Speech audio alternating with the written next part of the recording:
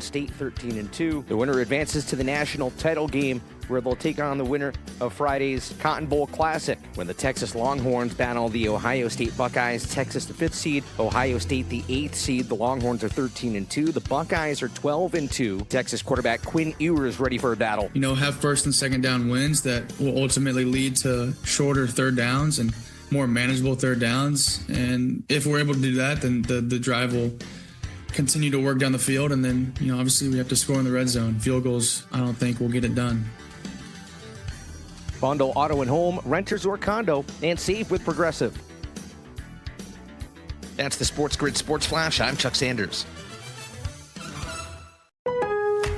Now's the time to shop limited-time doorbuster deals during Pro Savings Days at Lowe's. Save $50 on a Little Giant King Combo 6-foot ladder. Was $199, now $149. Plus, save $100 on a DeWalt XR 20-volt Power Stack 5-amp-hour battery. Was $199, now $99. Get these can't-miss deals now before they're gone. Lowe's knows savings. Lowe's knows pros. Doorbusters valid 1/13 through 1/15. Selection varies by location while supplies last. Joe Montana here. In my football days, I knew the importance of a strong defense. Now I'm sharing how you can help defend your health against pneumococcal pneumonia and invasive pneumococcal disease. Are you 50 or older like me? The CDC now recommends vaccination against pneumococcal disease. Even if you're healthy, your age puts you at increased risk and over 6 times greater risk of hospitalization with pneumococcal pneumonia than adults under 50. Schedule your appointment today at vaxassist.com. Sponsored by Pfizer.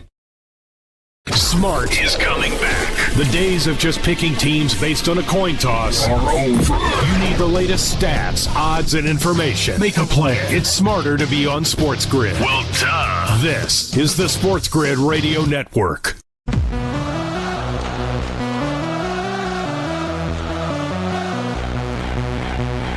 The only place in football where the offense is always on the field is on Moneyline. With the two best hosts in radio, Donnie Rightside. If anybody wasn't watching, listen, I don't know what you were doing. And Kevin Walsh. Forget act like you've been there before.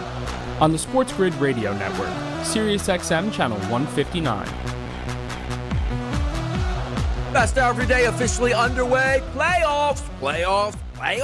Absolutely. In college football and professional football. It's Moneyline. It's SiriusXM Channel 159, SportsGrid Network. I'm Donnie Rightside. He's Kevin Walsh. And over the next hour, we are going to cover all the hot topics, which means getting you ready for a huge game tonight. Notre Dame doesn't usually play well in big games. Penn State doesn't usually play well in big games. Somebody's going to have to play well enough to advance to the national championship game, and that's going to start tonight in the Orange Bowl between the Nittany Lions and the Fighting Irish. How about that, K-Dub? How about that?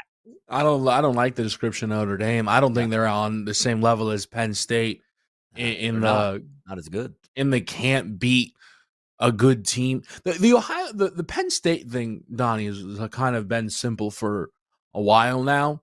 Mm-hmm. If Ohio State and Michigan are good, they're absolutely going to beat Penn State. And that's just been going on for a very long time. Notre Dame has been unable to beat the best teams in all of college football, which I don't think we would describe Penn State as.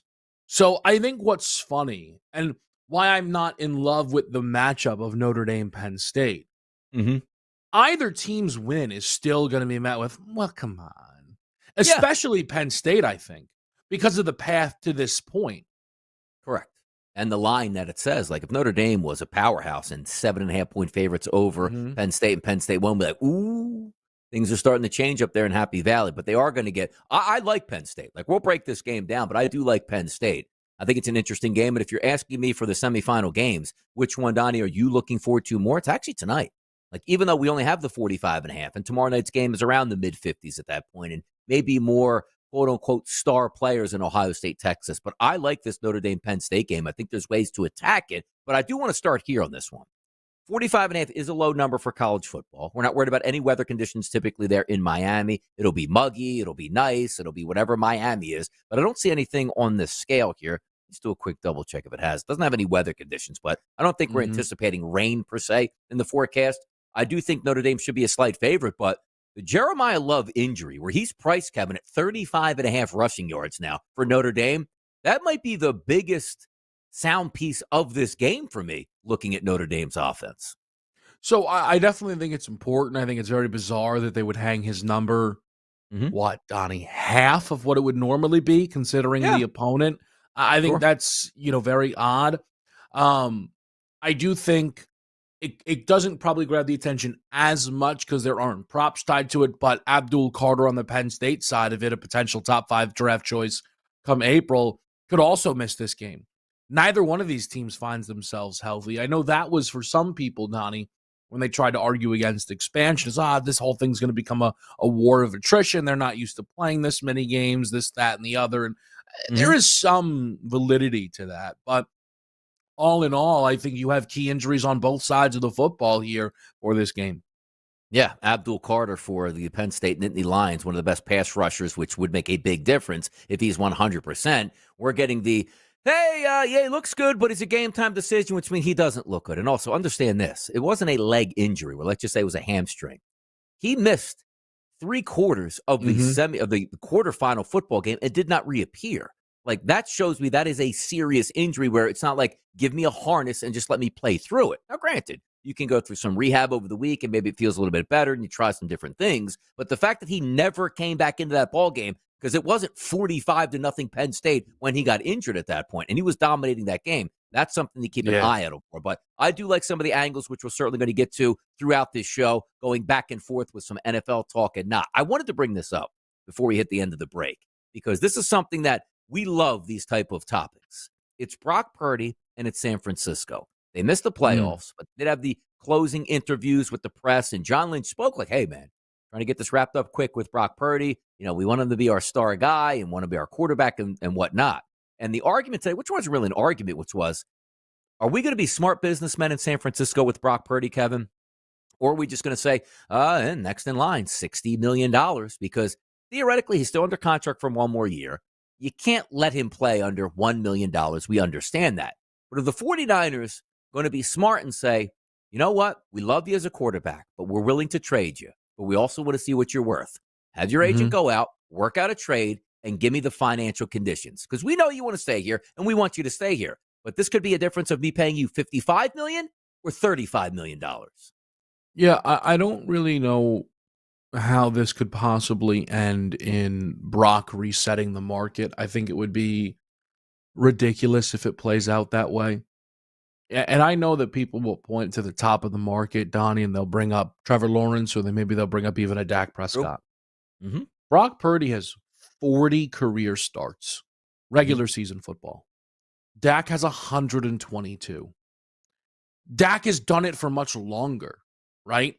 And ultimately, Dallas knows that's their franchise quarterback because he's been their quarterback for so long.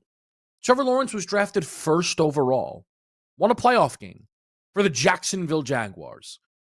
I'm surprised the stadium isn't in his name, quite frankly, when you consider those things. The 49ers had basically the same amount of success with Jimmy Garoppolo as they have with Brock Purdy. Brock is better. Brock has played better. Brock is better. Brock is not worth $60 million. And this is, again, the Daniel Jones argument. Nobody thought Daniel Jones was worth that. Anybody who justified it, well, that's the going rate for quarterbacks. No. That's the going rate for a franchise quarterback. He was never a franchise quarterback, right? Brock Purdy, I don't even know if we know for sure if he's a franchise quarterback. The going rate is what everyone is willing to pay you, not singular.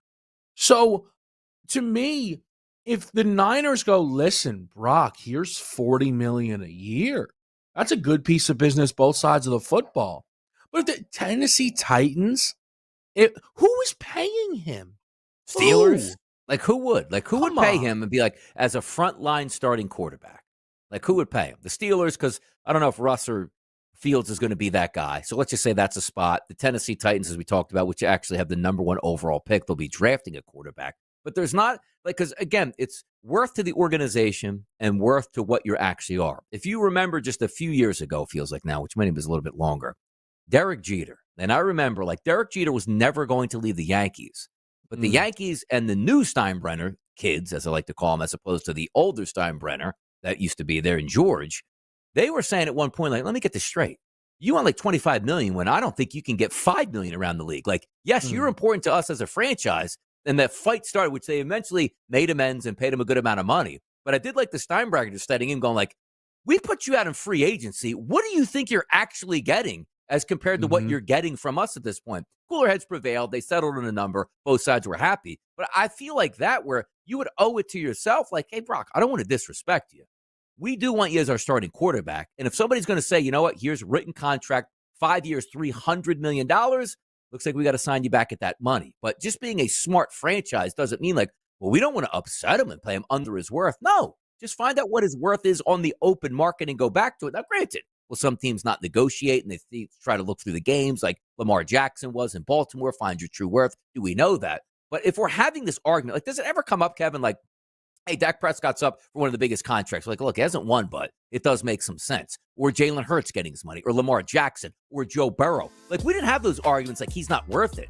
But whenever we have these arguments like Daniel Jones, is he worth it? That means you know he's not worth it. Good quarterbacks should make good money, but resetting the market, I think you got to think twice out there in San Francisco. More hot topics on the way, absolutely. It's Moneyline on a Thursday. Let's get you ready for Penn State and Notre Dame next.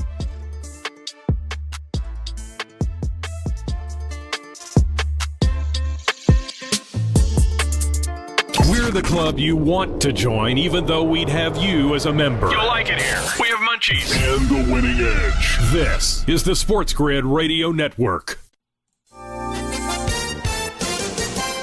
This update brought to you by Progressive. For some 15 hours, as wildfires spiraled out of control in Los Angeles, the public water system faced 4 times its usual demand, causing some hydrants to run dry and hindering the fight against the flames, according to local water officials. The Los Angeles Department of Water and Power was pushing water from aqueducts and groundwater into the system, but demand was so high it wasn't enough to refill 3 1-million-gallon tanks in Pacific Palisades that helped pressurize hydrants for the neighborhood. They went dry on several occasions, and at least 1,000 buildings were engulfed in flames. U.S. applications for unemployment benefits fell to their lowest level in nearly a year last week, pointing to a still healthy labor market with historically low layoffs. The Labor Department on Wednesday said that applications for jobless benefits fell to 201,000 for the week ending January 4th, down from the previous week's 211,000. This week's figure is the lowest since February of last year. I'm Trey Westerberg with the SportsGrid News Flash. Hey, you've definitely had a busy month. Finding gifts, sending cards, hosting family. Well, now it's time to treat yourself at Macy's After Christmas Sale. Come and find great deals on something just for you. Like 25% off New Year's party looks from DKNY, Adriana Papel, and more. So enjoy the week and get yourself the gifts you really wanted before these limited time deals are over. At Macy's After Christmas Sale. Savings off already reduced prices. Exclusions apply. This holiday season, Capital One reminds you to give yourself the gift of 1.5% cash back with the Capital One Quicksilver Card. Can I earn 1.5% cash back on birds? Birds? What if you sent your true love 2 turtle doves plus a partridge in a pear tree? Sure, but why would anyone want that? The song was very convincing. Earn 1.5% cash back on all your holiday purchases with the Capital One Quicksilver Card. What's in your wallet? Terms apply. See CapitalOne.com for details. You've heard of smart bombs, Smartphones, smart cars, smart watches, and smart glasses. Now you can add smart player. Giving you sports gaming strategies and information 24/7. It's smarter to be on SportsGrid. This is the SportsGrid Radio Network.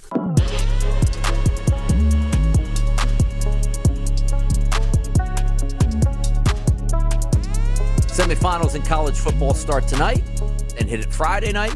Then we get NFL action, 2 on Saturday, 3 on Sunday, and 1 on Monday Night Football. So looking forward to all of those. And I think we get some action. But tonight we do have that semifinal starting off. How are we feeling about the college football playoff? Happy with the final 4 teams here? Excited for these games coming up? Both under a touchdown. This one a coin flip tonight. Neutral sites. It's the vibes. Yeah, I mean, I'm looking forward to the game. Don't get me wrong, right? But I think we still don't. The format isn't right. Just if you're gonna, we know that. It is what it is, I guess. It is also a little all over the place, I will say. Like the timing of it, Donnie. I don't know if this is Well, I'm sure it's intentional, right? But like, is this what it's going to always look like? Like, hey, no, listen, like we want the Thursday, Friday right before the NFL playoffs, and you know what I mean? Like, I like it though. I actually do we're like out that of a lot. yeah, you do. Yeah. Like, what would you rather have it on a Saturday to go up against the NFL? Like a doubleheader on a Saturday? Like, how would So you listen, find out? yeah, that the problem is you can't put it up against the NFL, and the NFL has now, as they do, they take ownership as quickly as they possibly can of any day. So, but I, you know what I think I probably wish, Donnie, just because I think it's how college football always goes. I think I'd probably prefer the two games on the same day if we could, as opposed to 1 and 1, right? I Even if don't it's know. on a That's Thursday or me. Friday? Or you want that to get to the weekend? So, but that's the reason why it's not, right? Yeah. Is because they can't do the weekend and they don't want to do a game at 5:00 on a Thursday. But you could. See, it's very, it's very interesting, Donnie, and it's a good thing. Like college basketball plays a national championship game that starts at like 9:20 on a Monday night.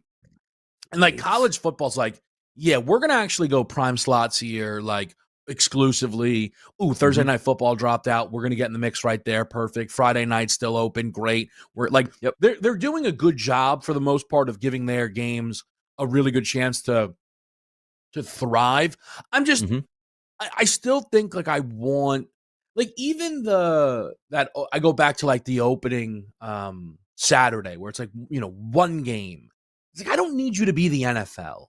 Like we can run games up against one another. I'm totally okay with that. Yeah, no, I like the way it's turned out, and I think it works perfectly where if the NFL is going to be like, okay, we got the weekends here, you got Thursday, Friday, they'll do big numbers, and we don't have to sort of spread the wealth on a Saturday to watch an NFL game and a college football game. I think you get that singular spot tonight. You will get big ratings, and you'll get big ratings on Friday night. Then the NFL will carry the big ratings on Saturday, Sunday, Monday. So I'm actually excited the way it's turned out at this point here. Now, me logging into the FanDuel Sportsbook right now, Kevin, really getting on my nerves as it puts me in Maryland as I try to set up my prop bets for tonight's game. But I do have it on my phone up at this point now. But it wasn't doing it. Do you ever get that where it just logs you in somewhere else repeatedly no matter what you do? For some reason, our studio is in New York. Can't figure it out. I don't know why that is. What I was going to ask you, Donnie, is, and it's looking ahead. If we end up getting Ohio State, Penn State title game, what's your interest level in that? I like it. I don't mind it at all, to be honest. Notre Dame, Ohio State, like I don't know what like Texas bores me, to be honest. Like I just don't really. Like Texas. Yeah, Texas is one of those teams that all year long I look at and say, I just don't like to watch this football team all that much. I'd rather watch Penn State, I'd rather watch Notre Dame, and I'd rather watch Ohio State. Whoa. Yeah. Well, I don't want Penn State, Ohio State, because it's just more of the same then. Like, they're not going to beat Ohio State, and then it's like, wow, we just wasted our time for a month doing this. Here is the other angle, though, that plays out. I was talking about it with some people yesterday.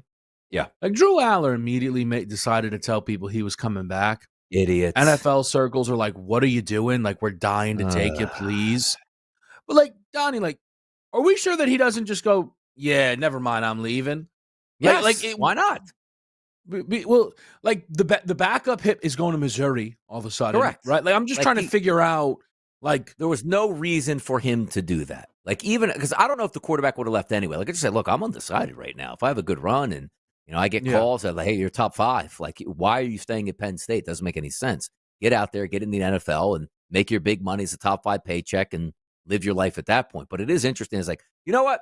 I am coming back, and then quarterbacks leave and other quarterbacks that want to play right away, like, you know what? I don't want to go to Penn State. I think I could play as a freshman somewhere. And then you leave, and it sort of resets the process. I'm very shocked he did that. I am. But I think for Penn State, like, will they go back and, like, hate this kid if he does leave? Like, if they win a title, they won't. But, like, if he leaves after the Notre Dame game, he's like, actually, they're gonna be like, you got to be kidding me. Like, we lost a quarterback because you told. I bet you the kid Prabula would be pretty angry himself. Yeah, I just left for Missouri because you told me you were coming back. Correct. Like, I'm not going to burn another year and not do anything. Penn State's where I wanted to be. I know the offense. Now I'm in this completely new conference and team, and I would have stayed repeatedly. But I guess you can transfer whenever you want And like, when can you transfer back? Oh, could you hit the April? I don't know, man. Yeah. Yeah, you know what I mean? Like, what's the big deal anymore? Like, hey, by the way, I just cashed $1 million going to Missouri, and I'm out. I didn't even practice with them. I put $1 million in my pocket and went back to Penn State at this point. If you could hit the Whatever portal you got like paid. 10 times, I like that.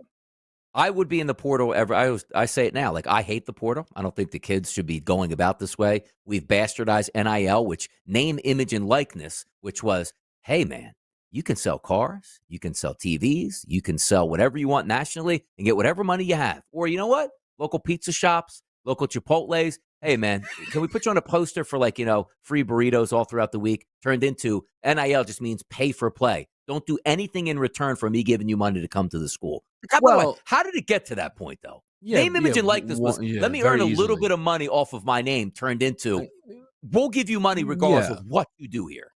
I think, Donnie, because it's a little naive to think that these kids were only worth money from the local pizza shop, Donnie. Like, they're not even worth that. Your mindset has always been, fine, here's $10 from Johnny's down the street. Exactly. Like, sign Donnie, some they're autographs, get a free Whopper. Like, you get a Whopper. You get, like, we'll give you these 10 little cards that say, come in for a free Whopper and a side and a small fry. That's what they're worth, these college kids. How about that? We got more to talk about these college kids, which include, where's your prop money going tonight on this Penn State Notre Dame game? I got some ideas. Kevin and I agree. It's the Nittany Lions. No, we don't, obviously. We never stop giving you sports gaming strategies and information 24 hours a day. 7 days a week. Business hours are for losers. This is the SportsGrid Radio Network. The SportsGrid Radio Network presents This Date in Sports History. 1977, Super Bowl 11 at the Rose Bowl in Pasadena, California. The Oakland Raiders beat the Minnesota Vikings 32-14. Wide receiver Fred Biletnikoff is named the game's MVP, and Oakland rushed for 266 yards. For the Vikings, it's their 4th Super Bowl loss, and 3rd time in 4 years they lost the big game. For SportsGrid Radio, I'm Mike DeMurgis. The Technology Minute with George Capalbo. University College of London scientists have created the world's thinnest spaghetti. And by thin, this electro-spun nanofiber pasta makes your grandfather's angel hair look like a redwood tree trunk. At 372 nanometers, that's 14,000 billionths of an inch thick. It can only be seen with an electron microscope. Made of safe edible starch for medical drug delivery and porous bandages that let moisture in and keep bacteria out. Cooks up for dinner in just a second. However, only one problem. I can't see it. Follow me at Chicapalbo on X and stay tuned to the Technology Minute for more cool stuff like this. Sports Rage tonight. I don't want to be the guy that says what I saw last, but how the hell do you bet on Sam Darnold going to Los Angeles? I mean, this ghost. This guy lives in a haunted house. He saw some ghosts last night, bro. The Vikings like to blitz the crap out of you. Yeah, good luck blitzing Matt Stafford, because he's never seen a blitz before, right? And they can't change their system. It is what it is. It's Sports Rage tonight with Gabe Morency. Tuesdays, Wednesdays, and Fridays. 10 p.m. Eastern, 7 Pacific. On the SportsGrid Radio Network. There, Sporto. We know you've been hurt in the past. Big stations with big promises lied to you, suckered you in. We don't do that. We're the real deal. You can take our information to the bank. This is the SportsGrid Radio Network.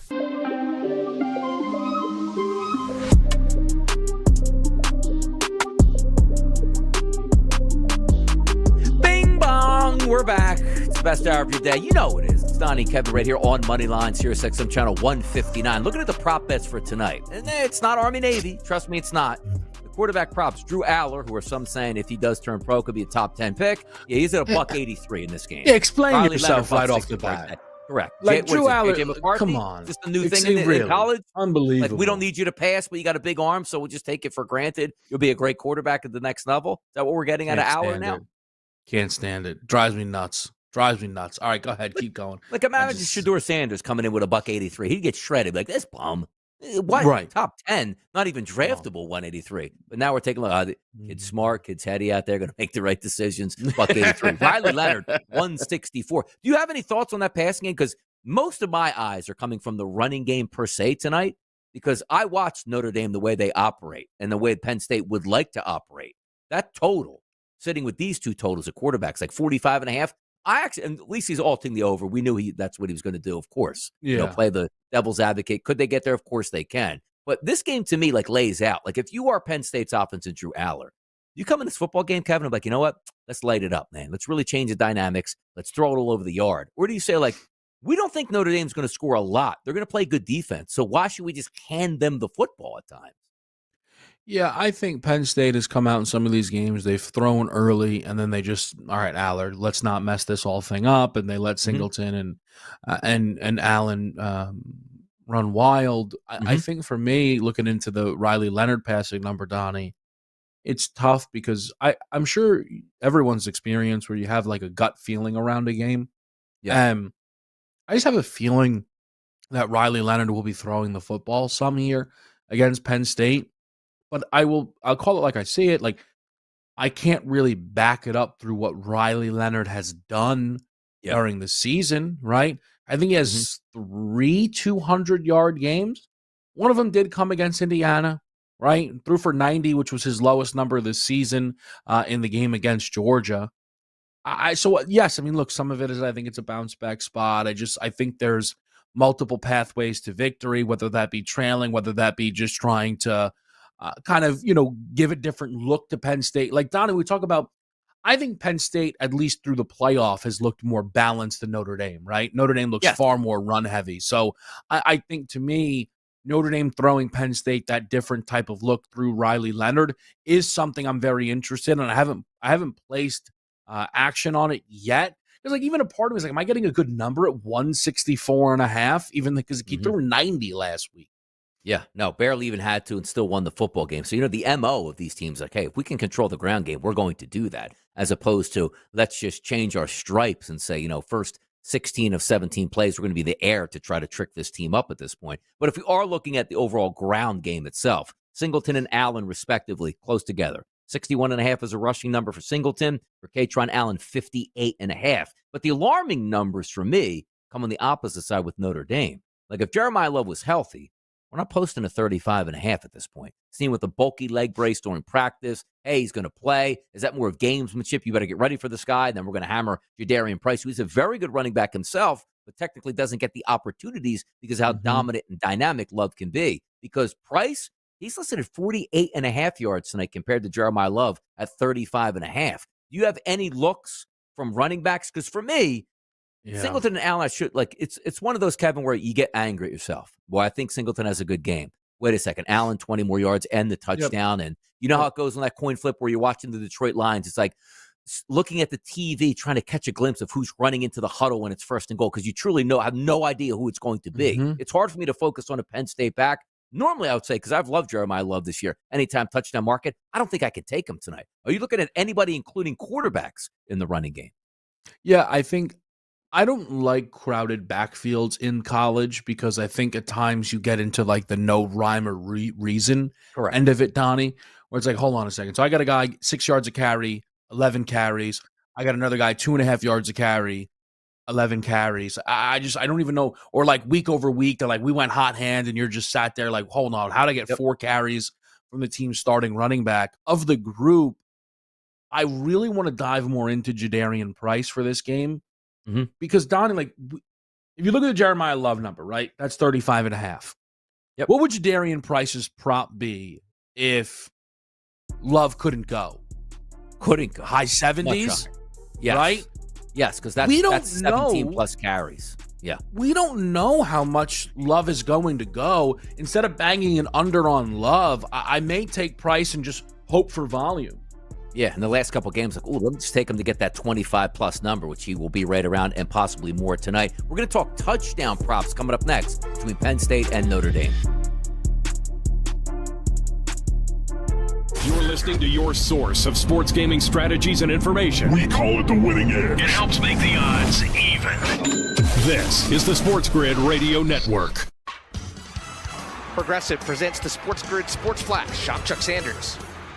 The Lions have the top seed in the NFC. They'll find out their opponent in the second round after this week's wild card games are done. Saturday, the Chargers visit the Texans. The Ravens host the Steelers. Sunday, the Bills host the Broncos. The Packers visit the Eagles. And the Buccaneers host the Commanders. Then on Monday, the Rams host the Vikings. Although that game could be moved due to wildfires in Los Angeles. Arizona is a potential alternate site. The Lions will take on the lowest remaining seed in the NFC. After winning their second straight division title, a number of teams with head coaching vacancies have their eyes on a couple of Lions assistants. That includes offensive coordinator Ben Johnson and defensive coordinator Aaron Glenn. Campbell says both are ready to be head coaches. Both of those guys are more than worthy of being head coaches. They're ready. They ask the right questions. Bundle auto and home, renters or condo, and save with Progressive. That's the SportsGrid Sports Flash. I'm Chuck Sanders. This sandwich is not just spicy, it's flavorful. Hi, this is Matayo. And this is Elsa. And a little thing I love about the Chick-fil-A Grilled Spicy Deluxe Sandwich is that spicy kick. Because the spice comes in at just the right moment. Oh, no. A little thing I love is that cilantro lime sauce. It's a fun blend of zesty and bold. That's what really makes me happy. Are you going to eat all your fries? Order a Chick-fil-A Grilled Spicy Deluxe Sandwich and a Diet Dr. Pepper on the Chick-fil-A app for a limited time. Real guests paid for their testimonials. Okay, I have to tell you, I was just looking on eBay where I go for all kinds of things I love, and there it was. That hologram trading card. One of the rarest. The last one I needed for my set. Shiny like the designer handbag of my dreams. One of a kind. eBay had it, and now everyone's asking, ooh, where'd you get your windshield wipers? eBay has all the parts that fit my car. No more annoying. Just beautiful. Whatever you love, find it on eBay. eBay. Things people love.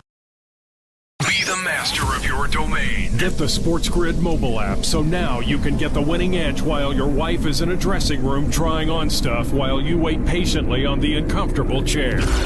This is the SportsGrid Radio Network.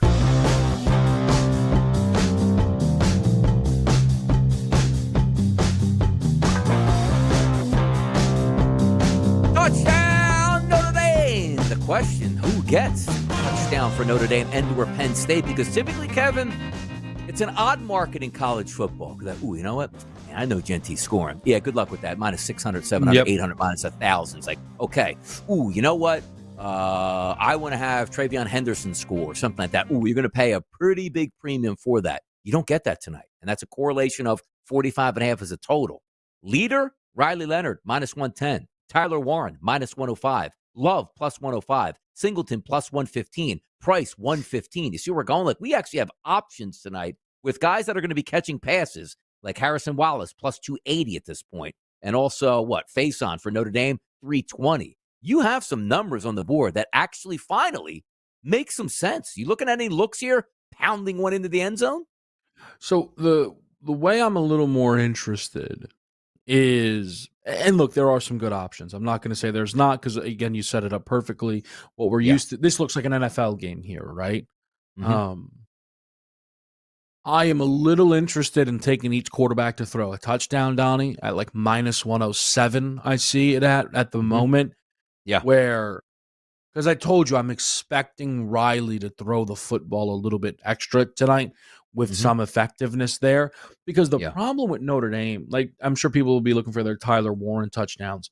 But Donnie, it comes to Notre Dame, where are we supposed to go in terms of receiving the football, right? Touchdown-wise, at least. Yeah. You want to go Faison, you want to go Collins. Like it's now again, you can get some big tickets, right?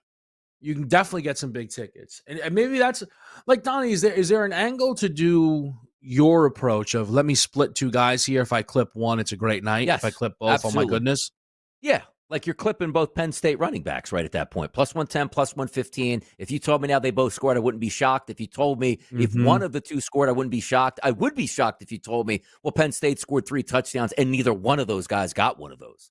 Like that's I don't think you can lose. Now, granted, we're not betting $5,000 a piece that goes, hey man, that plus 115, at least on the one side that hit, paid me some good scratch. Like you might be picking up $5 or $10, but it's also the enjoyment of the game. You knock down a Katron Allen touchdown in the first quarter, like, hey man, I got the whole way to get another one, and we sweep. What worst case, I didn't lose any money, and we actually won enough to get a couple cheeseburgers or something.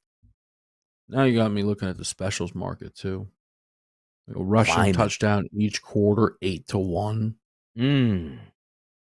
Yeah, see, there's some ways to go with that low total, which I do Mhm. like. But from a side perspective, I do like Penn State, but I'm having a trouble with this. I'm not really a side type of better, and I think I will bet Penn State, maybe just like $50 to start the game. But Yeah. I need to see if I can watch one series apiece, and Jeremiah Love isn't the starter. And then you get that because the coaches go, hey, look, I understand the broadcast is big. That's how you guys make money. I'm going to let you in on this. He's not starting. He's a little bit banged up, but you want to release that in the start of the first quarter, about 5-6 minutes in, where they go, hey, look, got information that he's banged up. He's going to try to give it a go tonight. He'll be in there, and he's available, but not starting. Ooh, that's a key. Same thing with Abdul Carter. You tell me tonight, Abdul Carter's man, I played coy. I thought I had a real bad shoulder injury, woke up the next day, got some rehab. I feel awesome, and I am shot out of a cannon chasing down Riley Leonard. Ooh, Penn State goes up. But if we get that 5 minutes into the game, hey, spoke with James Franklin, some of the trainers. He's there for emergencies tonight, and we understand how much of a career he has in the NFL, but if we need him on third down and spots, we'll use him. Uh-oh. You see where I'm going? This might be a good game to wait a couple minutes into the game. Which we may have to get you on the bat phone then, Donnie. Might be useless up at the desk because we're not going to be able to hear the broadcast. Oh, that's right. Yeah, just guessing. Just riding on air out there. Might have to tweet behind the scenes to get the people involved. Maybe a Donnie live stream and two record ratings. Intel. Yeah, man, it's a good point you bring up though, because maybe that's where maybe playing price on an alt would make sense. There's no why would they even hang Love 38.5? Just people hoping for an over like I did that night with Anthony Davis. But I didn't even bet that prop. I was just excited at what it meant for the Lakers. Yeah. Man, again, because you're right. They put that low, and it's so low, you're like, well, what happens if he is okay and he gets 11 carries? He's going to blow through that. But there's also nothing worse than watching that going I just fell for that. And they're like, you know what? We don't want him to run up the middle. We don't really want him to hand the football, but we'll throw him some screens. It's I just blew up my entire play knowing that I bet on an injured guy with a low number, betting against the information that they've been telling me all week. And again, if he is playing, Kevin, you know what? He's got a bum knee, but he gets 11 touches. You'd still take the over 35.5. Well, maybe he gets a 16-yard gain. It's dude, just limp in there and get me 3 to 4 yards per carry after that, and I cash that ticket. But I'm trying to figure out now, what even comparison point can we use here on price to make sense of there isn't one really, right? There's no game where Jeremiah Love, which is hey, I don't have it today, go forward. But Notre Dame, and listen, from a effectiveness perspective, it's been great. But on the season, Riley Leonard, 149 carries. Jeremiah Love, 148 carries. Jadarian Price, 110 carries. Love is just been better than Price. But, and he's had a little bit more work. He's not had a lot more work than Price. No, I felt during the season, because there was a lot of games where I was just, watching a soccer game, let me just get down on one of these same game parlays back when they're actually letting me bet them a little bit. You know what? Love was always on my list because he was so dynamic. And he was the touchdown guy. Hey, they just scored a touchdown. What didn't have to be on the 1? They threw him a screen pass on the 30, he housed it, or they had the ball at the 50 and he housed it. But you always saw, I used to say to myself, why is this guy in the game more? I think they tried to manage him this year as opposed to being a bell cow. Dude, he's explosive. We're going to win football games, but let's not run him into the ground. And quite frankly, they didn't even run him into the ground. He just got injured at that point there. So it's tough at that point. I will say, you could argue, Donnie, it's a little disrespectful that you're not going to be all over Notre Dame in this game, because now that you mention it, I do feel as if they were your most bet on team this year on the college season. Am I off base on that? It's either them or Ohio State. Yes, because they were usually I went to watch the bigger games, but Riley Leonard, to score a touchdown was a bell cow for me every single week. Because I knew how selfish he was on the goal line, and rightfully so. He's keeping the football more times than one. Will Howard did me real dirty in a couple of games, continuously running the football in instead of just handing it off to players that would walk into the end zone. But yes, I have, because I like situations where don't tell me the guy's going to bust a long touchdown run. If you're repeatedly in the red zone and watching it over and over, like just keeping the football, he's going to do it. Like my favorite bet last week in college football was Riley Leonard over 11.5 carries. Like I didn't even care about the yards or the touchdowns. Like I know this kid keeps the football and he's slow played the entire first half. Like, look, what a switch up in tendencies where the guy's not even going to run the ball. Got a couple carries before the end of the half, multiple ones in the second half. And again, in college football, you take the knee. You don't actually get the carry, but they exchange that for if you get sacked, it counts as a carry and then goes against your yard. So that one hit easy, but he has been in that team, has been one that I certainly have looked forward to. But I just have I think Penn State's offense is better in this game if we're coming in and Jeremiah Love is a little bit down. That's just the way I look. I think Penn State's defense is good. I think it's going to be a slower tempo game. And I just would lean more on Penn State's quarterback and wideouts and tight ends making more plays than Notre Dame. Yeah, let me say this. I am a Notre Dame fan. Tonight, I will be rooting for Notre Dame. I am surprised by the line. I do not think Notre Dame's offense was anywhere near good enough in the game against Georgia. And I do think that Penn State has been able to execute explosive plays throughout the playoffs so far that have put them in a good enough spot during these football games to kind of hold serve. So I think the MO for Notre Dame is the offense has to come out hot early. And they have to be the ones playing from the lead, playing comfortably, and then letting Aller make those mistakes. But if you were to tell me, hey, listen, tonight Penn State's a 2-point favorite, I don't think that would have been wrong really at all. Yeah, we got you covered, people. We know what the drill is. Big game tonight for the boys on the desk, but also Kevin's not here for a Football Friday, so I want to get some opinions here on the weekend and, more importantly, tomorrow's semifinal college football playoff game. We'll be right back. Loser is kind of a mean-spirited slur, but it doesn't have to stick. Tell them to listen to SportsGrid and fix it. No, thank you. Later. This is the SportsGrid Radio Network. Progressive presents the SportsGrid Sports Flash. I'm Chuck Sanders. The college football playoff semifinal gets underway tonight at the Orange Bowl in Miami. 6th-seeded Penn State battles 7th-seed Notre Dame. The Irish are 13-1, Penn State 13-2. The winner advances to the national title game, where they'll take on the winner of Friday's Cotton Bowl Classic. When the Texas Longhorns battle the Ohio State Buckeyes, Texas the 5th seed, Ohio State the 8th seed. The Longhorns are 13-2. The Buckeyes are 12-2. Texas quarterback Quinn Ewers ready for a battle. Have first and second down wins that will ultimately lead to shorter third downs and more manageable third downs. And if we're able to do that, then the drive will continue to work down the field. And then, obviously we have to score in the red zone. Field goals, I don't think will get it done. Bundle auto and home, renters or condo, and save with Progressive. That's the SportsGrid Sports Flash. I'm Chuck Sanders. Welcome back to College Bowl season. And now it looks like a fan has run onto the field carrying a $5 KFC bowl. Oh, yeah, looks like the mac and cheese bowl with 5 original recipe nuggets, or the new Nashville hot loaded fry bowl with nuggets, coleslaw, secret recipe fries, pickles, and Nashville hot sauce. Wow, looks yummy from up here. Boy, everybody wants that bowl as more fans are pouring onto the field. Hey, Phil. Get the only bowls that matter this season. 5 delicious bowls, just $5 each. Only at KFC. Prices and participation may vary. Supplies last. Taxes, tips, and fees extra. Drivers who switch and save with Progressive could save hundreds. With that kind of money, you could go big time. The next time you're out to dinner with friends, you can order the shrimp cocktail for the table. And maybe you'll realize it only comes with 4 shrimp after you've already given away 3, but that one shrimp will be so good. And if you switch and save hundreds, you could get shrimp all the time. Switch to Progressive and you could save big time. For shrimp. Progressive Casualty Insurance Company and affiliates, not available in all states. Potential savings will vary.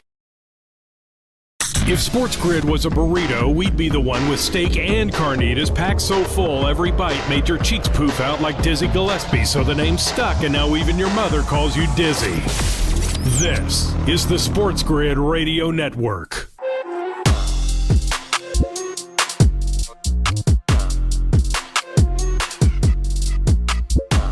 College football playoff semifinal game number 2 tomorrow. Ohio State, Texas, 5.5. Total sits at over 53.5. Joe Lisi was on the early line with myself and Ben this morning.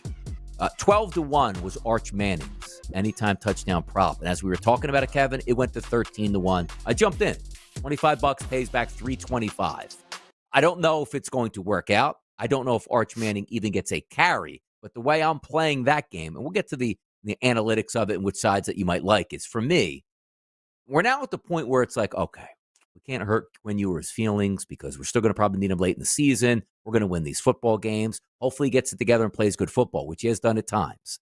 But we've seen these big games where it's like, hey, man, you could make a change right now to Manning, and away you go on your season and probably not lose any sleep. Now that you're in the college football playoff, and I just equate it to like Alabama, right? Hey, man, Jalen Hurts and Tua Tagovailoa.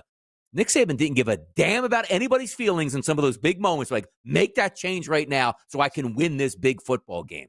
Is there a chance that we do make a switch to Manning? Because you say, well, Lonnie, 13-1 and a touchdown prop is kind of steep. But, Kevin, if he is brought in a goal line situation and he gets a carry, that could work out. But number two, Kevin, they're down 14 at the break and Ewers isn't playing well. Steve Sarkisian's not playing the nice guy role. I'm like, hey, I don't want to hurt Quinn. We're going to need Quinn down. No, you don't need him anymore at this point. Your future is now. Could that happen in the game? Yeah, so I don't think so, just because of what that would mean for the game, Donnie, right? Like, I think that means that they're getting smashed, and I'm currently very interested in Texas within the football game. I will tell you this. I'm assuming, Donnie, you bet that on FanDuel, or was that 365? Yes. No, it's FanDuel. No, 365 doesn't even have his number.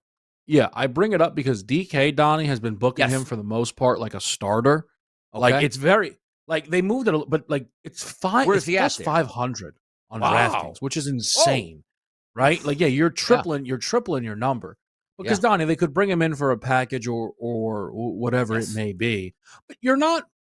So let me say this. I don't know if it's going to play out that way, but you're not wrong that he will sit Quinn down if it gets ugly. 100%. He will sit Quinn down.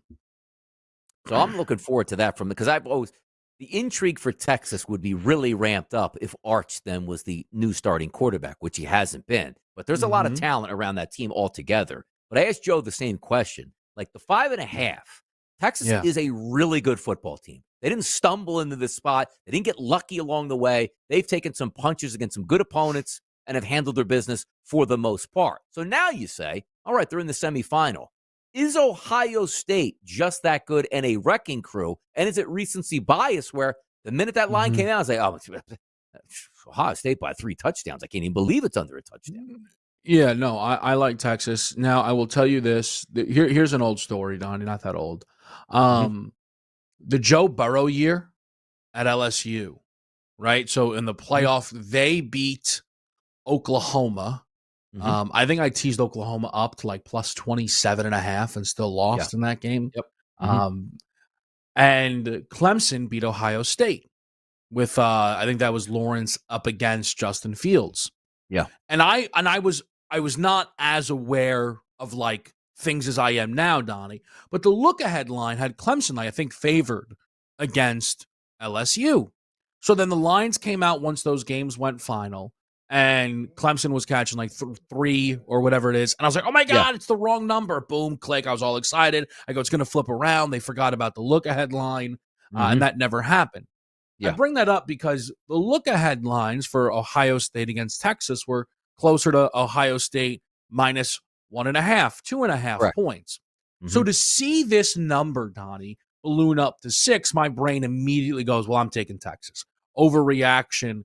And as we've gotten closer and closer, I go, all right, maybe I'm not adjusting enough, right? For just how good Ohio State has been, just trying to let the dust settle a little bit on it. But as I do sit with it more, I think Ohio State is being inflated. Oregon, Donnie, truly looked like they had never seen football before, and they got smashed on both sides of the plate. And I think Texas will be way more prepared. And I know that, listen, it's, if it was 7.5, right, everybody in the world would be betting Texas. But, Donnie, you could still get a game inside 6 points in a loss. 6 is a ton of points for an Ohio State team that has still multiple losses on the season.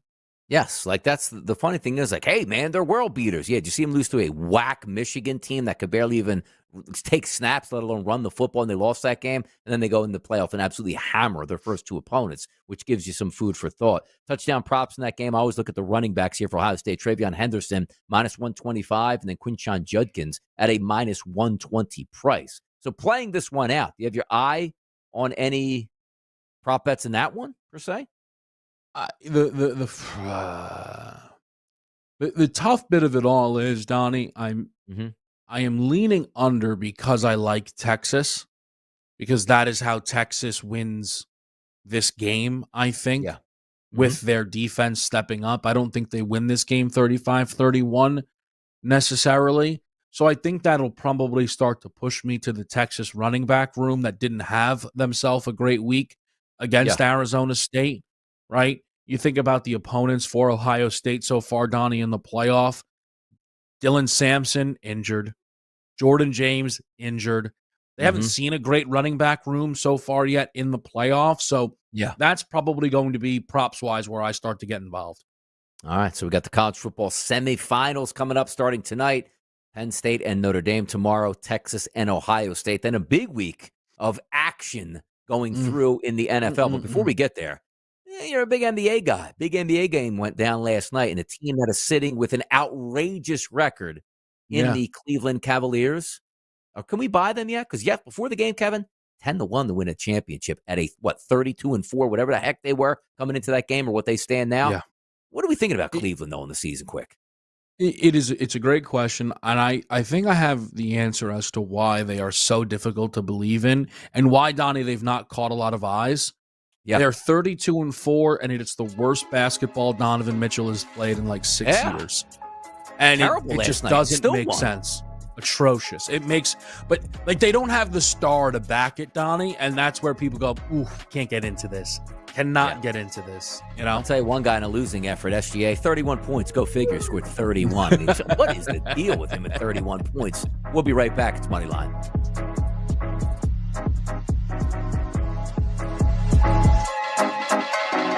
It's a choice. Roll the dice or listen to us. Luck is finding a good parking spot. Strategy is getting the winning edge. This is the SportsGrid Radio Network. The new SportsGrid app is now available on iOS and the App Store. Experience the ultimate sports betting companion that provides personalized content from your favorite hosts. In-depth matchup previews, game and prop picks, live odds, stats, scores, and more. All in one place. And of course, on the SportsGrid app, you can tune into our live television and radio coverage anytime. On the go, wherever you are. Download the SportsGrid app on the iOS App Store now. It's smarter to be on SportsGrid. SportsGrid Radio presents Gridiron Greats. Quarterback Peyton Manning led the Colts and Broncos to Super Bowl championships in his 18-year career. Dubbed the Sheriff, Manning won 5 MVP awards, amassed close to 72,000 yards in the air, and threw for 539 touchdown passes. A man wide open, it's Wayne at the 15, he walks in. How about that? Peyton Manning buying just a little extra time in the pocket. For SportsGrid Radio, I'm Mike DeMurgis. The sharpest football contest show in the land, the Las Vegas Football Contest Show, focuses on Circus Sports Million, Circus Survivor, and the Westgate Super Contest, handicapping the games and releasing our contest picks every week of the season. With 2 former Super Contest winners, Grady Cannon and James Salinas, a former NFL player, Mike Pritchard, and over $1 million in contest prize money won combined, the Las Vegas Football Contest Show will have you prepared this season like none other. Carver and Lisi. Think about what David Shaw did at Stanford. We're going to run it. Great job in the Pac-12. Teams are putting up 70-plus. Jared Goff, bing, bing, bing. And then you're going to hire him after another gutless head coach in Dennis Allen. Get real. What's his name? Mickey? Mickey, wake up, Mickey Loomis. Get your head out of your ass. It's Carver and Lisi with Mike Carver and Joe Lisi. Tuesdays, Wednesdays, and Fridays. 8 p.m. Eastern, 5 Pacific. On the SportsGrid Radio Network. You're listening to the voice of authority. Sports gaming strategies and information on daily sporting events. In other words, information you can take to the bank. We are your trusted source for gaming, odds, and more. This is the SportsGrid Radio Network.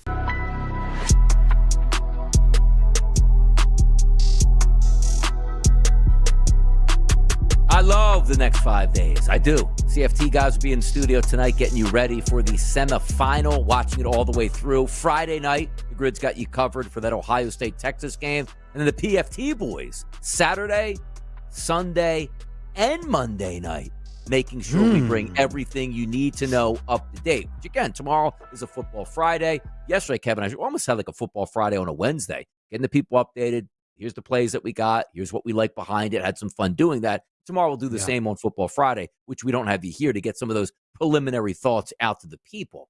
Chargers, Texans, Steelers, Ravens, Broncos, Bills, Packers, Eagles, and then again, we don't need the Monday Night Football game, just the Sunday one, the Commanders and the Buccaneers. I have a lot of angles that I like. We're not worried all that much about weather in any conditions. It should be great. But let's have some fun because this morning on the early line, we used to do like that buy or sell.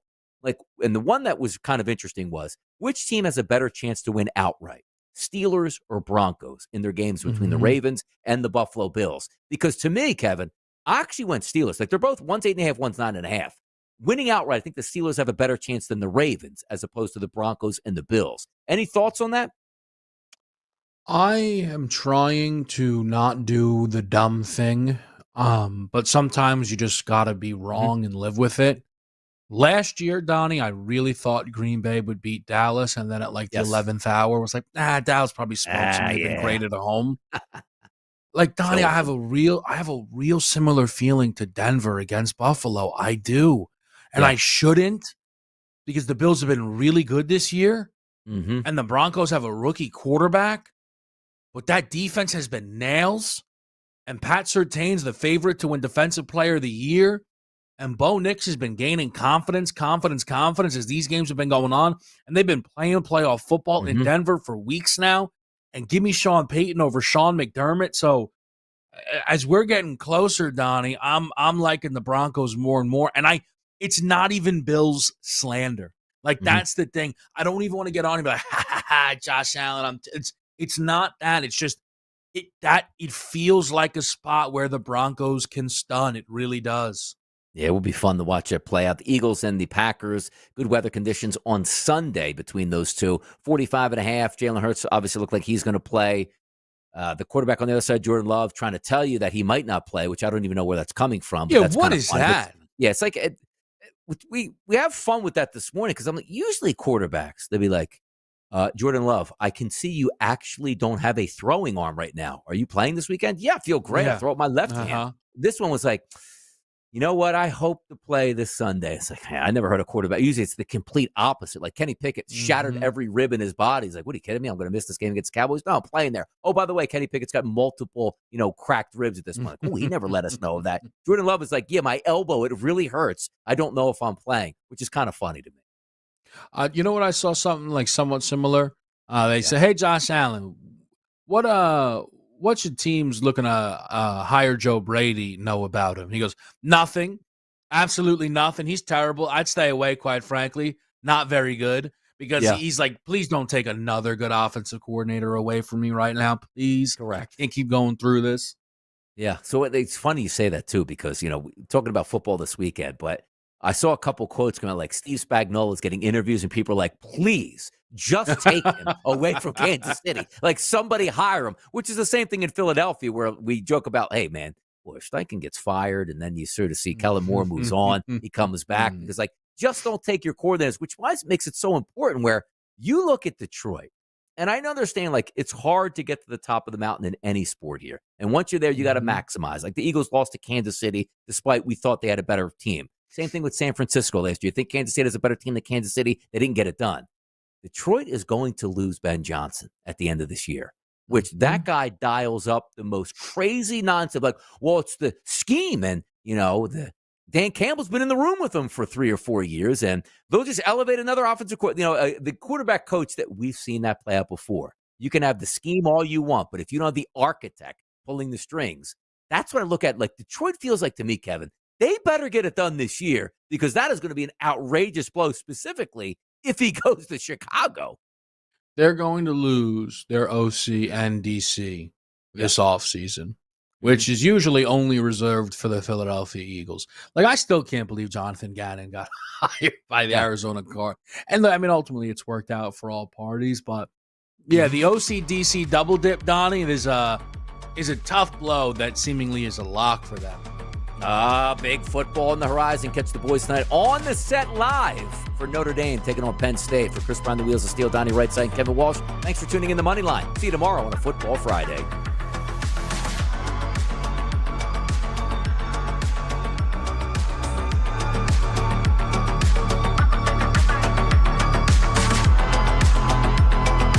They're everywhere. You can get SportsGrid on the radio, TV, the internet. We've got your number, Sporto.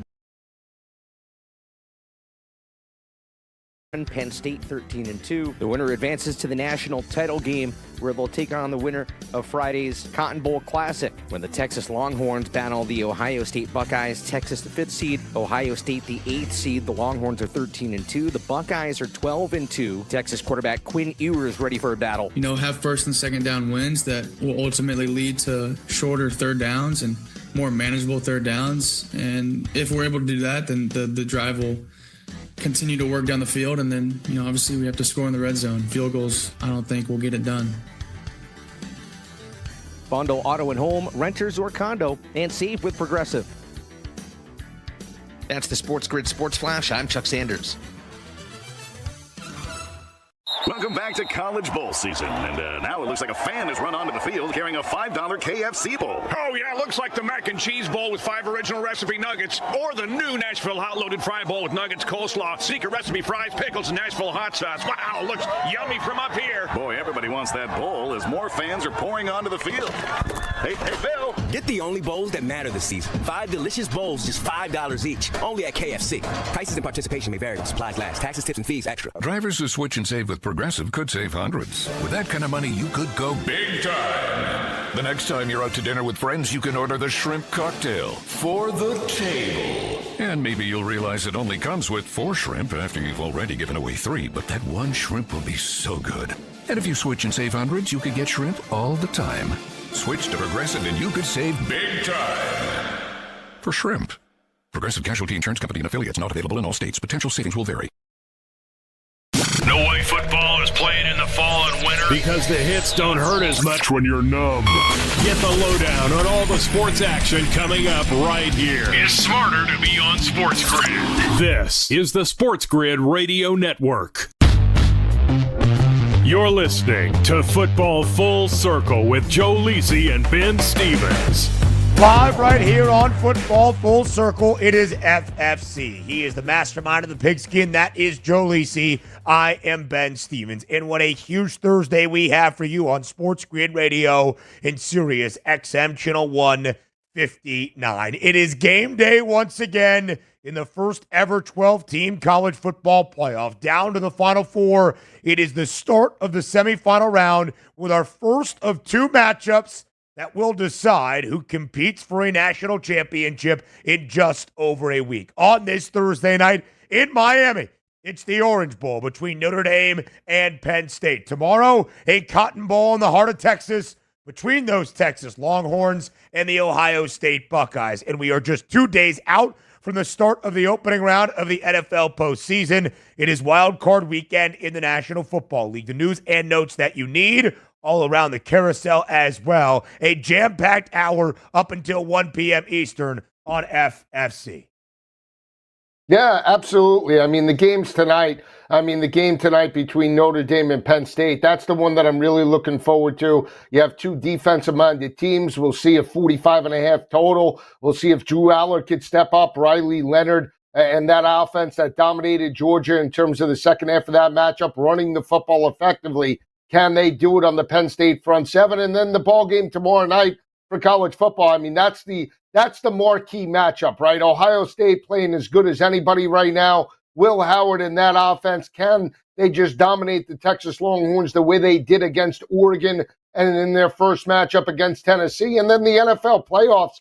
I mean, this is what it's all about. You have rematches. We saw Washington and Tampa Bay kick it off, Green Bay and Philadelphia as well. In terms of their week 1 matchup, I mean, the stage is set, and I'm sure we're going to see upsets along the way, not just in terms of college football, but the NFL playoffs as well.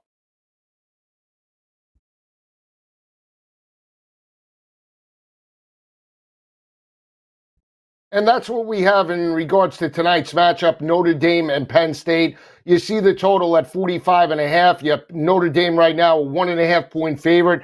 Mike Carver just sent me this, and we have to look into this a little bit, that there's the potential players in terms of backups for Notre Dame dealing with the flu and the flu bug potentially in the Notre Dame locker room. I don't know the severity of it in regards to any type of starters for Notre Dame, but it is something to monitor as the day progresses. One of the beat reporters down in Florida did put that out in regards to the Notre Dame matchup. You see the total at 45.5. The matchup for me in terms of the ball game, Notre Dame and Penn State, is simple. Can Drew Aller attack that secondary over the top? You saw Drew Aller and the offense for Penn State dominate SMU. They dominated Boise State. They did have the advantage in the trenches. Offense and defensive lines were very critical and very physical over both of those teams. Penn State, in my opinion, not going to have the offensive defensive line advantage tonight against Notre Dame. They're going to need to break tendency. And when you look at Notre Dame right now, they held a very high-powered Indiana attack to only 62 yards on the ground. They held Georgia in that offense to 63 yards rushing last week. They forced Gunnar Stockton into long third down type of situations. They put Georgia into predictable third downs that allowed that front seven to dial up blitz packages and get pressure and turnovers in terms of last week's matchup. Can they do it tonight against Penn State? That remains to be seen. I will say this. You look at Penn State. The rushing attack is critical for Drew Aller's success. When you look at the last two games, they were able to run the football against SMU. Were able to dominate for well over 5 yards per carry against Boise State. If the rushing attack isn't there and Notre Dame does take that away, what can Drew Aller give you as it relates to the passing attack? Ty Warren is his security blanket in regards to not just third down opportunities, but a number one option. He's got a prop bet tonight of 63.5. Notre Dame was able to take away Lucky Lawson and Oscar Delp. We'll see if they could do it tonight, because if they take away Warren, then that means Wallace and Omari Evans have to step up, and that's a question mark for Penn State right now. Yeah, in a big way, Joe. Sorry, some technical difficulties on my end, but I am back. Way to hold down and anchor the show. That's what A-team talent does. But to your point, Lacey Guy, those are the individual matchups that will dictate the outcome tonight in the Orange Bowl. I'm sure you referenced the prop for Drew Aller, 183 and a hook. But now that I am back, let's dive even deeper, if you would not mind, into what we are seeing for that spread, for the total, what it might mean for everything in the chase for a national championship in the college football playoff. 20th all-time meeting between Notre Dame and Penn State. These two programs, these two powerhouses, these two blue bloods in college football met every single year, Joe, from 1981 until 1992, but now have not played since 2007. The last win for Penn State, 31-10. 19 previous matchups, 9 wins for the Nittany Lions, 9 wins for the Fighting Irish, and a tie in between. Game number 20 tonight between these two will decide our first of 2 spots in a national championship. Notre Dame, minus 120 on the money line. Only 20 cents of distinction to the other side for Penn State. Even money, plus 100. Joe, the odds makers have always expected this game to be close. Just how competitive do you think tonight's action is in South Florida?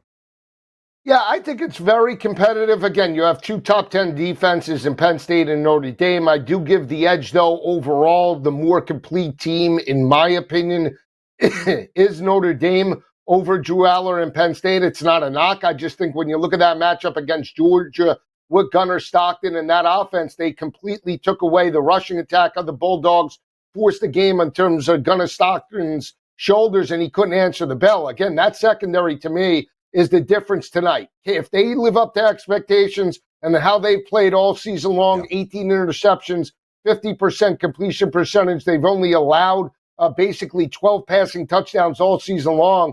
Going to be a very difficult way for Penn State to pull out this victory. And I said it while you were dealing with some issues, Ben. I've been told, and Carver sent me this, that there's beat reporters potentially saying that Notre Dame is dealing with flu in the locker room. It's mostly backups and second stringers, but we have to see how this develops in terms of the in-game perspective. But I still give the inside edge right now to Notre Dame and Riley Leonard on the offensive side of the ball. Listen, you want to be healthy, whether that's injuries like Jeremiah Love or just in terms of your immunity, to make sure you are competing at the highest level against the highest level in the most significant stage of your season. And for both of these programs, Joe, that last won a national championship in the late 1980s, hunting down that first title for for the first time in nearly 4 decades, you got to be at full health always, illness or injury. When you talk about that Notre Dame pass defense at the end of the regular season, allowing just 162 yards per game, third best secondary statistically in all of college football. The 3 years under Marcus Freeman, the Irish have ranked in the top 5 in terms of a pass defense in yardage allowed to the opposition. Notre Dame has been great in the back end all 3 seasons with Freeman as its head man. And to your point about how turnover savvy they can be, 31 takeaways this year.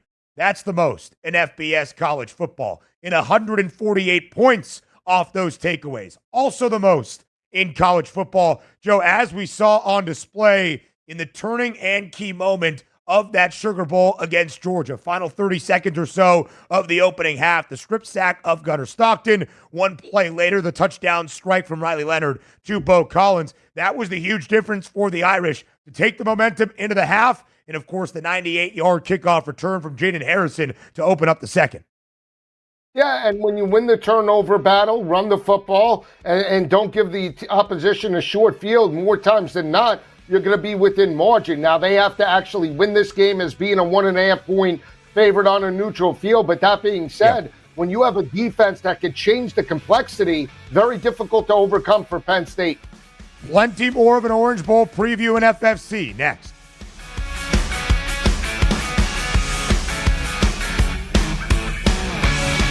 4 out of 5 scientists agree it's smarter to be on SportsGrid. And we're pretty sure that one scientist is still a virgin. He just gives that 5. This is the SportsGrid Radio Network. This update brought to you by Progressive. For some 15 hours, as wildfires spiraled out of control in Los Angeles, a public water system faced 4 times its usual demand, causing some hydrants to run dry and hindering the fight against the flames, according to local water officials. The Los Angeles Department of Water and Power was pushing water from aqueducts and groundwater into the system, but demand was so high it wasn't enough to refill 3 1-million-gallon tanks in Pacific Palisades that helped pressurize hydrants for the neighborhood. They went dry on several occasions, and at least 1,000 buildings were engulfed in flames. U.S. applications for unemployment benefits fell to their lowest level in nearly a year last week, pointing to a still healthy labor market with historically low layoffs. The Labor Department on Wednesday said that applications for jobless benefits fell to 201,000 for the week ending January 4th, down from the previous week's 211,000. This week's figure is the lowest since February of last year. I'm Trey Westerberg with the SportsGrid News Flash. Hey, you've definitely had a busy month. Finding gifts, sending cards, hosting family. Well, now it's time to treat yourself at Macy's After Christmas Sale. Come and find great deals on something just for you. Like 25% off New Year's party looks from DKNY, Adriana Papel, and more. So enjoy the week and get yourself the gifts you really wanted before these limited time deals are over. At Macy's After Christmas Sale. Savings off already reduced prices. Exclusions apply. This holiday season, Capital One reminds you to give yourself the gift of 1.5% cash back with the Capital One Quicksilver Card. Can I earn 1.5% cash back on birds? Birds? What if you sent your true love 2 turtle doves plus a partridge in a pear tree? Sure, but why would anyone want that? The song was very convincing. Earn 1.5% cash back on all your holiday purchases with the Capital One Quicksilver Card. What's in your wallet? Terms apply. See CapitalOne.com for details. There's something you should know and always remember. SportsGrid does not increase luck. We're your unfair advantage for the latest sports gaming information. If you're looking for luck, go find a horseshoe. This is the SportsGrid Radio Network. You're listening to Football Full Circle with Joe Lisi and Ben Stevens. We are live right here on Football Full Circle. It is FFC. He is Joe Lisi. I am Ben Stevens. It's just a 1.5 spread in favor of the Irish and only 20 cents of difference on the money line for tonight's Orange Bowl, the first of 2 national semifinals in the 12-team college football playoff. Joe, a very close game expected in a game that, as the total is dictating at 45 in a hook, should feature a lot of elite defenses and points at a premium. Let's talk about the total 2 ways. Obviously, we do a lot of work together. I know that you are on the over, expecting at least a little bit of offense tonight. Not that it necessarily needs to be a 65-point shootout combined, but just over a minimal number of 45 and a half. If it does push to the over, as you predict, which team does that favor more? I still think it would favor Notre Dame. And the reason why I say that is, again, I believe more in Riley Leonard, even though he's a running quarterback, than I do Drew Aller. And again, Drew Aller is successful when the rushing attack is there. And I understand Riley Leonard hasn't had to step up in critical spots. It's just that he's a mobile quarterback. He made some nice throws last week against Georgia. And again, I think that win carries a lot more for Riley Leonard than it does Drew Aller up until this point. We saw Drew Aller struggle in terms of his big games. Ohio State, right? Even though he had success against Oregon, they still lost it by 8 points, and they only threw for 225 yards in that matchup, and they rushed for 292 on the ground. They're not going to rush for 292 tonight, Ben. I mean, if they do, then, I'll give all the credit to that offensive line and James Franklin. You got to believe that Notre Dame takes away the rushing attack, forces Drew Aller to beat them, and that means he's got to at least be, in my opinion, 225, 250 in that area for Penn State to pull it out, and I just don't think he could do it. Yeah, listen, Lisa, guy, to your point about what Notre Dame has done this year and how they defend the run as well, they have given up some chunk plays, at least throughout the regular season, allowing nearly 133 yards per game. But in the college football playoff, elite. They held UGA to only 66 yards, about 2.2 yards per carry, held Indiana, who actually was a better rushing offense than Georgia this season, to 63 yards, 2.1 yards per pop. We saw Notre Dame take the physicality up front to the Bulldogs, which had been kind of the inverse of what we had seen throughout the previous few years in college football. UGA, that physical dominance up front against everybody else. Notre Dame had 4 sacks, 9 TFLs in the Sugar Bowl matchup against the Bulldogs. They will need that effort tonight against a very dynamic offense, a good O-line for Penn State, and maybe the best two-headed running back attack in all of college football, that being Nick Singleton and Katron Allen. Lisa, guy, if the game stays under, though, right? Game pushing to the over, I would agree, probably actually favors Notre Dame. If the game stays under 45 and a hook, do you think either team can win, in that environment? Yeah, because again, they have solid running backs. Now, what do you get out of Jeremiah Love?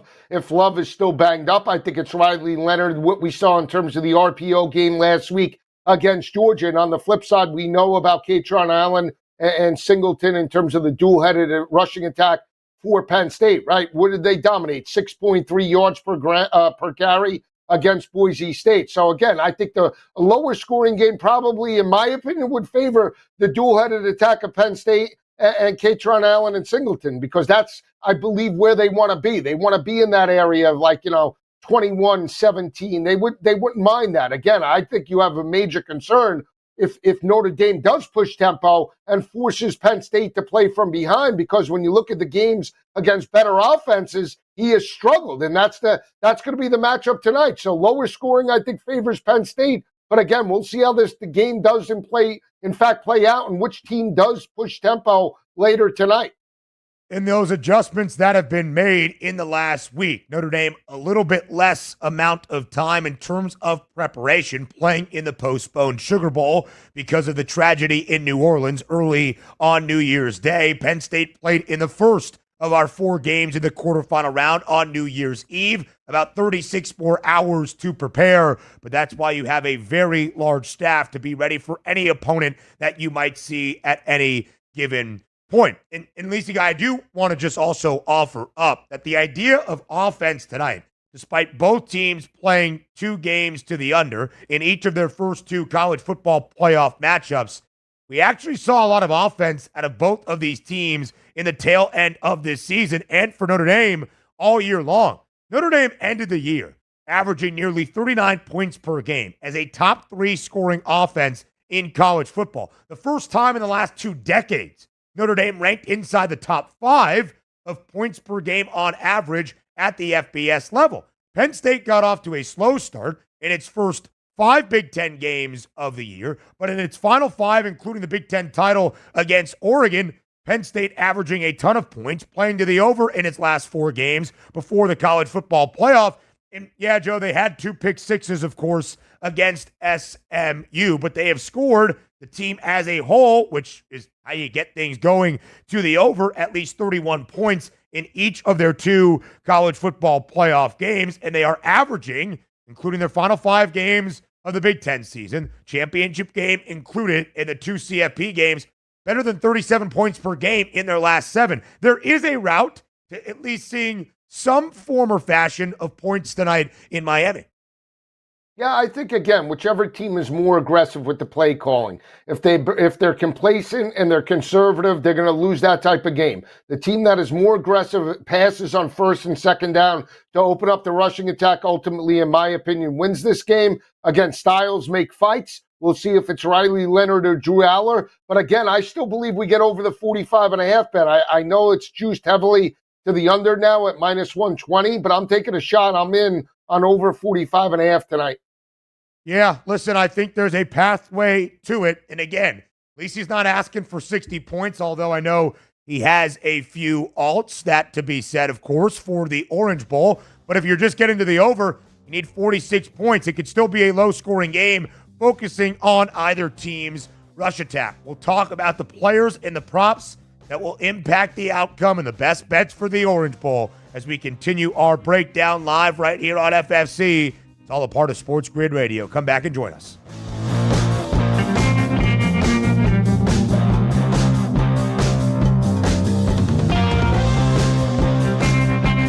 There's smart and there's not smart. Not smart is hope as a strategy. It's smarter to be on SportsGrid. Keep it here and win. This is the SportsGrid Radio Network. The SportsGrid Radio Network presents This Date in Sports History. 1977, Super Bowl 11 at the Rose Bowl in Pasadena, California. The Oakland Raiders beat the Minnesota Vikings 32-14.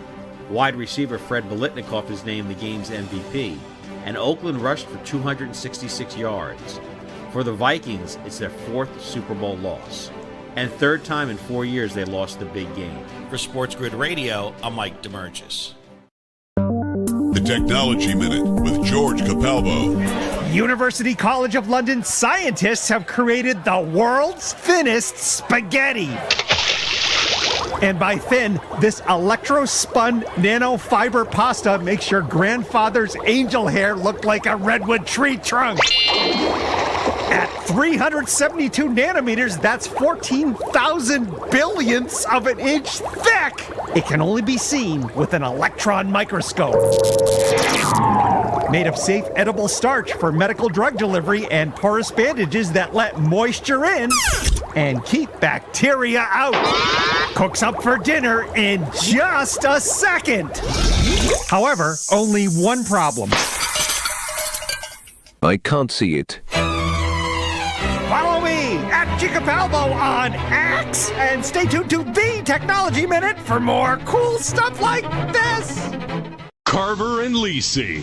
Think about what David Shaw did at Stanford. We're going to run it. Great job in the Pac-12. Teams are putting up 70-plus. Jared Goff, bing, bing, bing. And then you're going to hire him after another gutless head coach in Dennis Allen. Get real. What's his name? Mickey? Mickey, wake up, Mickey Loomis. Get your head out of your ass. It's Carver and Lisi with Mike Carver and Joe Lisi. Tuesdays, Wednesdays, and Fridays. 8 p.m. Eastern, 5 Pacific. On the SportsGrid Radio Network. Wherever you go, there you are. Download the SportsGrid mobile app and we'll be right there with you. So now you can get the winning edge Anywhere. Even while the wife's talking to you. if you've got an earbud. This is the SportsGrid Radio Network. You're listening to Football Full Circle with Joe Lisi and Ben Stevens.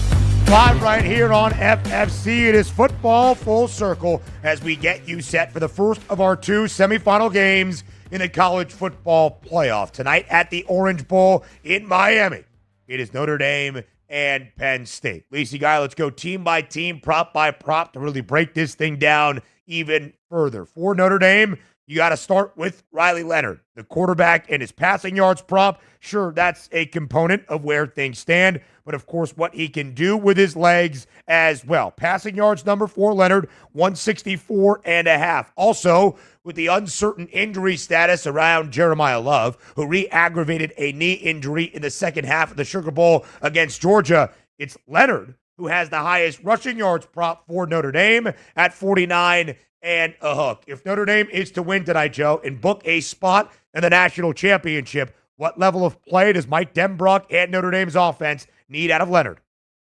Yeah, I told you earlier, I think Leonard could get to 200. I really believe that's the way to really spread out Penn State. You utilize more, wide receiver sets, Greathouse and Faison that have cheap numbers tonight. Faison at 42.5. Greathouse, I believe, is right in the area of like 11.5.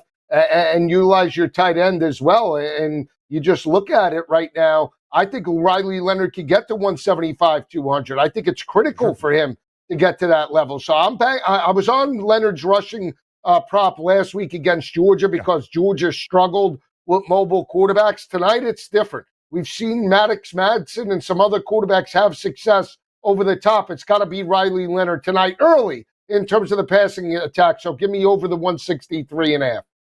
Didn't do much, Joe, in terms of his passing yardage against Georgia. 15 of 24 for only 90 yards and that touchdown strike to Bo Collins right before the end of the opening half. But he was the leader on the ground for Notre Dame. 14 carries, 80 rushing yards against the Bulldogs. And it felt like as Notre Dame iced that game away in the fourth quarter, Joe, anytime the Irish needed a big play, they needed yardage to move the sticks, to keep the drive alive, and grind time off that clock, they called on big number 13. He was sensational against Georgia. Penn State has been great in pretty much every aspect throughout this entire season and in defending the run. Only allowed Ashton Genty 30 carries for 104 yards. SMU had 36 carries as a team for less than 60 yards on the ground in the opener. Two great defenses on either side. Lisa Guy, you talked about Notre Dame if they do air it out. Which of those wide receivers are you looking at most? Is it Greathouse? Is it Faison? Might Bo Collins be in the mix? Yeah, Bo Collins is interesting, right? 17.5, the former Clemson standout. Bo Collins, anytime, in terms of red zone opportunities, I would look to Collins in terms of an anytime touchdown, would take a shot. I'm just looking. I jumped on right now, Faison at 42.5. I think you can get to 60. Again, which one do you want to back? Mitchell Evans, the tight end, I believe, is an integral part because Penn State, up until this point, when you look at it, Boise State, not really a tight end heavy type of offense. Same thing with SMU. They can maybe create mismatches. So Mitchell Evans, to me, I took him at 28.5 to the over, Ben. I think he has some value as well. In Faison, Joe, 46 yards against Georgia, over half of the passing yards that Riley Leonard had. 201 in the opening game in the college football playoff against IU. 7 grabs, 89 yards for Faison. He has been that top target for Riley Leonard when necessary. You would think that if Penn State has success offensively, we've already talked about Drew Aller and Tyler Warren, even against a stout Notre Dame front throughout the CFP, the ground game for the Nittany Lions has to be there. And Katron Allen and Nick Singleton, really dating back to the Big Ten title game, have been absolutely sensational in the college football playoff so far this season. Both guys, Joe, have just been putting up yards after yards. Against Boise State, 17 carries, 134 yards for Katron Allen. Nick Singleton broke away with a big rushing touchdown in the fourth quarter to seal it, 87 yards and a touchdown. Against SMU, 90 yards for Singleton and a score for Allen, 2 scores, 70 yards on the ground. That two-headed monster in the backfield has to produce tonight against Notre Dame if Penn State is going to have success, in my opinion. It does, and both players can catch the football out of the backfield. Allen more so than Singleton, but again, utilize them and create mismatches. We'll see if they can do it against that front seven. And listen, there's been a pretty equal share all year long, but certainly here in the most critical games of the season for Penn State's offense. Katron Allen has the lesser of two numbers. 58.5 would be the way I look. Plenty more on FFC up next.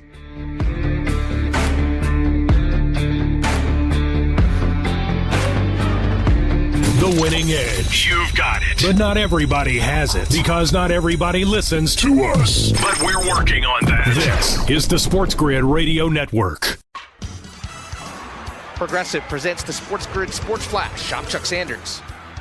The college football playoff semifinal gets underway tonight at the Orange Bowl in Miami. 6th-seeded Penn State battles 7th-seed Notre Dame. The Irish are 13-1, Penn State 13-2. The winner advances to the national title game, where they'll take on the winner of Friday's Cotton Bowl Classic. When the Texas Longhorns battle the Ohio State Buckeyes, Texas the 5th seed, Ohio State the 8th seed. The Longhorns are 13-2. The Buckeyes are 12-2. Texas quarterback Quinn Ewers ready for a battle. Have first and second down wins that will ultimately lead to shorter third downs and more manageable third downs. And if we're able to do that, then the drive will continue to work down the field. And then, obviously we have to score in the red zone. Field goals, I don't think will get it done.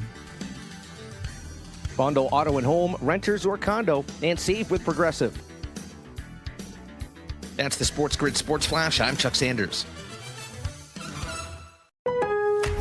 Now's the time to shop limited-time doorbuster deals during Pro Savings Days at Lowe's. Save $50 on a Little Giant King Combo 6-foot ladder. Was $199, now $149. Plus, save $100 on a DeWalt XR 20-volt Power Stack 5-amp-hour battery. Was $199, now $99. Get these can't-miss deals now before they're gone. Lowe's knows savings. Lowe's knows pros. Doorbusters valid 113 through 115. Selection varies by location while supplies last. Joe Montana here. In my football days, I knew the importance of a strong defense. Now I'm sharing how you can help defend your health against pneumococcal pneumonia and invasive pneumococcal disease.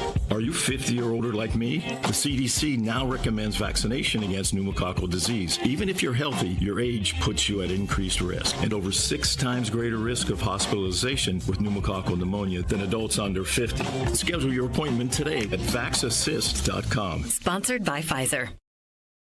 You're listening to SportsGrid. Spreading the winning edge far and wide. Terrestrial, internet, TV, satellite, and don't forget our mobile app. Face it. The winning edge is everywhere. Somewhere there's a squirrel frustrated he can't get a phone. This is the SportsGrid Radio Network. You're listening to Football Full Circle with Joe Lisi and Ben Stevens. Live right here on FFC. It is Football Full Circle. Joe, you shared the report with me that the Notre Dame locker room is dealing with flu all across the squad.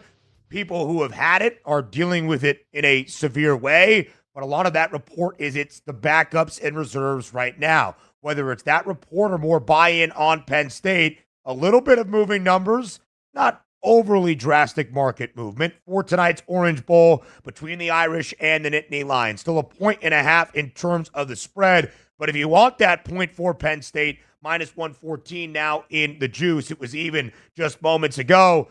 Only 2 cents of movement on that money line. But when it started today with only 20 cents of a difference between the two sides, the tighter the gap gets, Joe, the closer we get to an even pick'em, which is basically what we saw in the Sugar Bowl between Notre Dame and Georgia. Yeah, and I'm always leery when this, info comes out. Because, again, is it credible? How much is it going to be a deterrent? And obviously, it's next man up, right? For me, I'm actually sitting happy with the total right now because, again, if they're not going to be 100%, maybe you get more chunk plays. So I'm willing to roll the dice in regards to that, but still got to believe Marcus Freeman and the crew are locked and loaded and ready for this matchup. So, again, I don't buy into the line movement as much.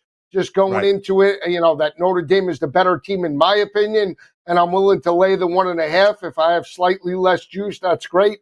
If not, then we'll see how it plays out. Buckle up because I think it will be a great game tonight. Yeah, I would agree, Joe, right? These are also not new things to Notre Dame, even if it is new public information.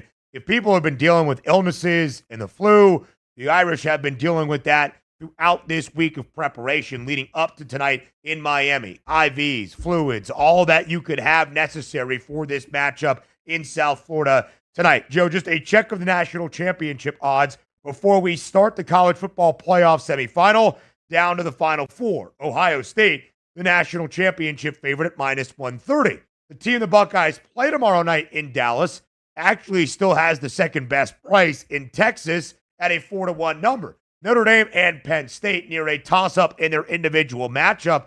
also pretty close in their odds to win a title. 5-1 on the Irish, plus 550 on Penn State. Lisa, guy, is it worth a bet right now in your estimation on Notre Dame if you believe they're going to win, or Penn State on the other side to set up Monday's national championship game in just about a week and a half?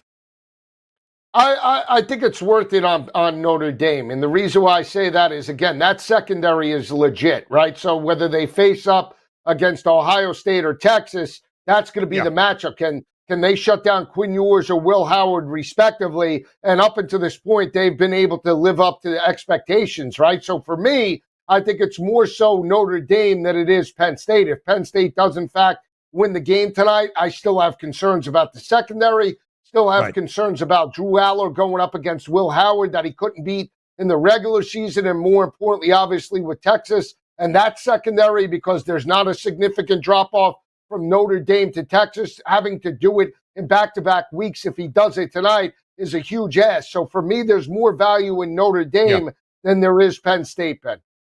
I would also say, as the hypothetical lines are out, if you believe truly in your heart of hearts that Notre Dame and or Penn State can also win a national championship, win tonight in the Orange Bowl and upend either Ohio State or Texas, who will be the favorites in that matchup, it is worth a bet on the money line at this moment, because the 5-1 price, Notre Dame, Joe, hypothetically would be an 8.5-point dog against Ohio State. Seems a little bit lofty, but it's a plus 275 number on the money line. You're almost getting double that in terms of the Irish's national championship price. Same for Penn State against Ohio State.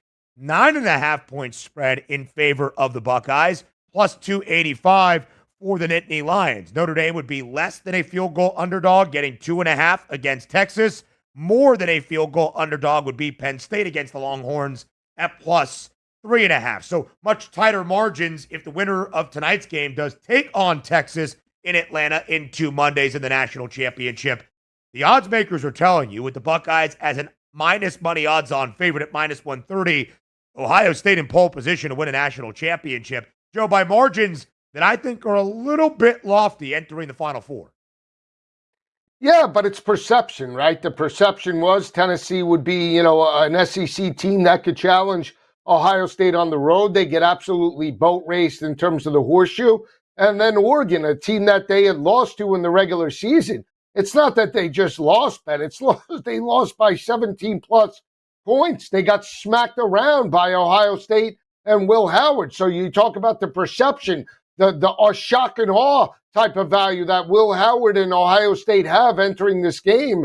Yeah, the books are putting them as the significant favorite in both of those matchups. Now, I think it's a very difficult game tomorrow night. I think Texas matches up offensively and defensively with the Buckeyes. This potentially is the fastest team maybe that they've seen up until this point in the college football playoff. Only time will tell. But again, Ohio State's deserving, I'd say, of being the favorite. But by 5.5 points in terms of this game tomorrow, that's a huge number. 5.5, and then north of a touchdown in either spot projected against Notre Dame and Penn State. Now, I would expect Ohio State, I have a national championship ticket on the Buckeyes, to beat either the Nittany Lions or the Irish. I think Ohio State will win a close one in the Cotton Bowl on Friday. But by 8.5, 9.5, winning by double digits feels a little bit lofty, despite how great the Buckeyes have been in their 2 games in the college football playoff. But we did have a 12-game sample size throughout the regular season where Ohio State did falter, at least based on relative expectation. All right, Lisa Guy, that is the CFP. The semifinals start tonight with the first of 2 in the Orange Bowl between Penn State and Notre Dame. Tomorrow on FFC, a preview of the Cotton Bowl between Texas and Ohio State. Now, as we go elsewhere to the National Football League, the carousel continues to spin.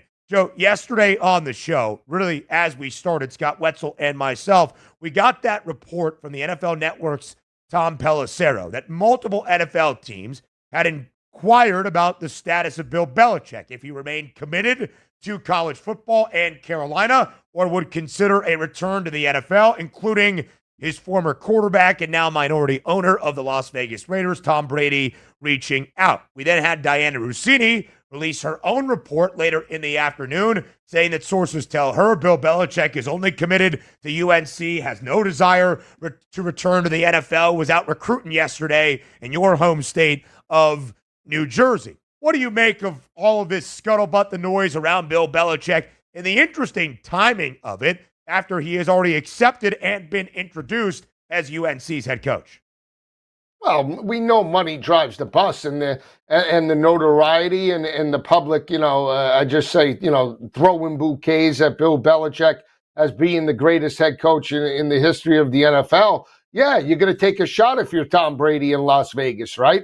Maybe you can lure him back, kumbaya, you have everybody there, and everything's, hunky-dory. But again, it comes down to, do you want an aging coach at the end of his career, or one of these hot coordinators like Ben Johnson, or even Bobby Slowick or somebody else like Cliff Kingsbury that have elevated their offenses over the past couple of seasons, especially if you're the Las Vegas Raiders? So that's the difference in opinion. Where are we at? You want the old school mentality, or you want the new head coach that can elevate a quarterback and take that team to potentially a playoff appearance like Washington? That's the cause of concern. I don't think Belichick is going anywhere, Ben. Me neither, Joe. We talked about the date yesterday, June 1st, 2025, the difference in buyout that would need to be paid back to the Tar Heels if Bill Belichick were to leave. $10 million before June, $1 million after June 1st, 2025, before he were to even coach a game. But for so many different reasons, Joe, and not even so much on UNC, but just the actual prospects in the NFL, I don't believe Bill Belichick will be coaching in the National Football League next year. Plenty more on FFC playoff previews next.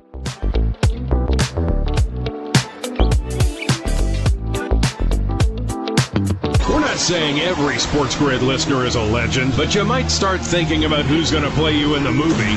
Just saying. This is the SportsGrid Radio Network. This update brought to you by Progressive.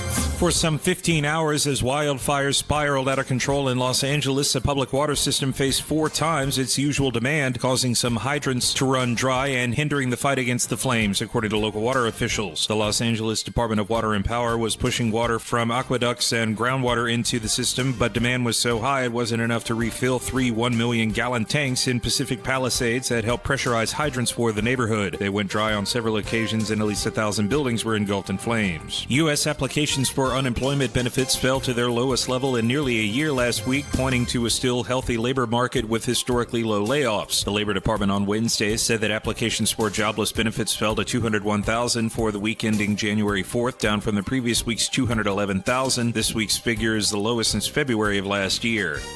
I'm Trey Westerberg with the SportsGrid News Flash. Our daughter Jessie loves playing detective. A clue.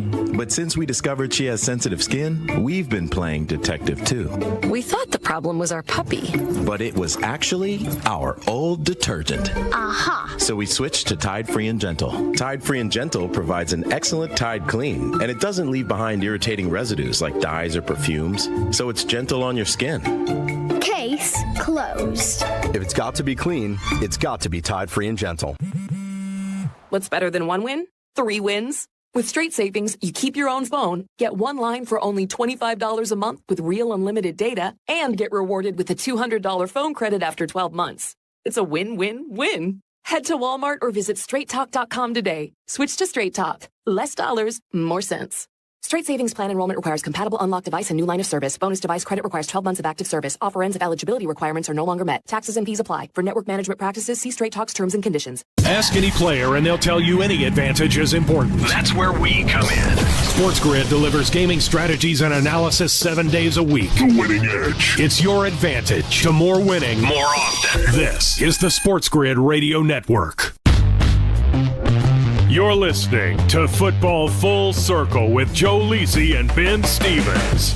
Some big practice updates yesterday around the National Football League as we are now just 2 days out from the start of the opening round of the NFL postseason. Wild card weekend. And Joe, for those 6 teams in our Sunday triple header, it is basically a normal week. Full days of practice start on Wednesday. You've been around the facility earlier in the week getting ready. But when your first full day of practice is Wednesday for a Sunday game and your quarterback hasn't played in a few weeks and remains in concussion protocol, it is incredibly important to see said quarterback on the playing surface. That was Jalen Hurts yesterday in Philadelphia. A huge step to clearing the protocol. He hasn't officially cleared concussion protocol just yet, as of course you need to see his response to working out and being back at practice, but a big step to see him back at practice yesterday for Philadelphia. It seems as though, Lisa Guy, the Eagles will have their starting signal caller on Sunday afternoon when Philly hosts Green Bay. And the line suggests that, right? The 4.5 number in favor of Philadelphia. I don't think there was any doubt, at least for me, that Kenny Pickett or even Tanner McKee would start that game with Jalen Hurts in terms of concussion protocol. They took the proper steps. He didn't play in the last regular season game, and now he's ready to light it up against Green Bay. It's a very difficult matchup. It's a rematch. Week number 1 that they played in Brazil went right down to the wire. But it's a tale of two teams, honestly. You know, even though Green Bay, from a record perspective, looks good and looks legit, I need to see that passing attack of Jordan Love elevate. He didn't play and got hurt in the first half against Chicago, but over the last 5 weeks, Ben, he's only averaging 173.8 passing yards per game. That needs to get much better this weekend if they're going to strike the upset over the Philadelphia Eagles. No doubt about it, Joe. It does not seem as though the Packers enter the postseason playing their best brand of football at this current moment. Green Bay, an 11-6 season, highly successful, but just 1-5 within the NFC North, swept by both the Vikings and the Lions, who stack up ahead of Green Bay in that NFC playoff bracket. A loss to Philadelphia to start off the year in Brazil on that Friday night opener in Sao Paulo. Some quarterback questions for this game, Joe, not just for the Birds, but also for the guy you just mentioned, Jordan Love and the Pack. Again, exited early in the regular season finale at Lambeau on Sunday against the Bears with a right elbow contusion. Matt LaFleur said after the game that if it was necessary and it was a must-win game or go home, Jordan Love would have returned to action. Earlier in the week, he said he'd be good to go. The word he used yesterday, hopeful. I would still expect to see both starting quarterbacks square off against one another at the Link on Sunday, but it appears, Joe, that neither will be fully healthy maybe entering that opening round matchup. Yeah, I mean, again, it's more for Green Bay than it is Philadelphia because, again, you know, Kenny Pickett has shown that he can come in, and Malik Willis too. But again, I believe more in Kenny Pickett at home with A.J. Brown, Devontae Smith, Goddard back in that lineup, and Saquon to put up points. I mean, the concern is Green Bay. They rely so heavily on Josh Jacobs that if teams take that away, and, you know, Philly's going to do that, I need to see Jordan Love step up, and he couldn't do it in the critical matchup against Minnesota. You know, he puts up numbers in the second half after they trailed 27-10. For much of that game, he had like 50 yards passing, Ben. He needs he's got to be in the area of 225 to 250. And without Watson, I need to see Reed, Tucker Kraft, Dobbs, Wicks. They need to step up in the passing attack. And that is the question mark entering this weekend's ballgame. Joe, it's what Jordan Love did in the opening matchup this year against the Vikings, who were in huge control of that game on a sunny Sunday in Green Bay. But then you started to see the comeback effort from Jordan Love. You look at the stat sheet, you look at the final score, it seems as though it was close, really decisively in favor of Minnesota.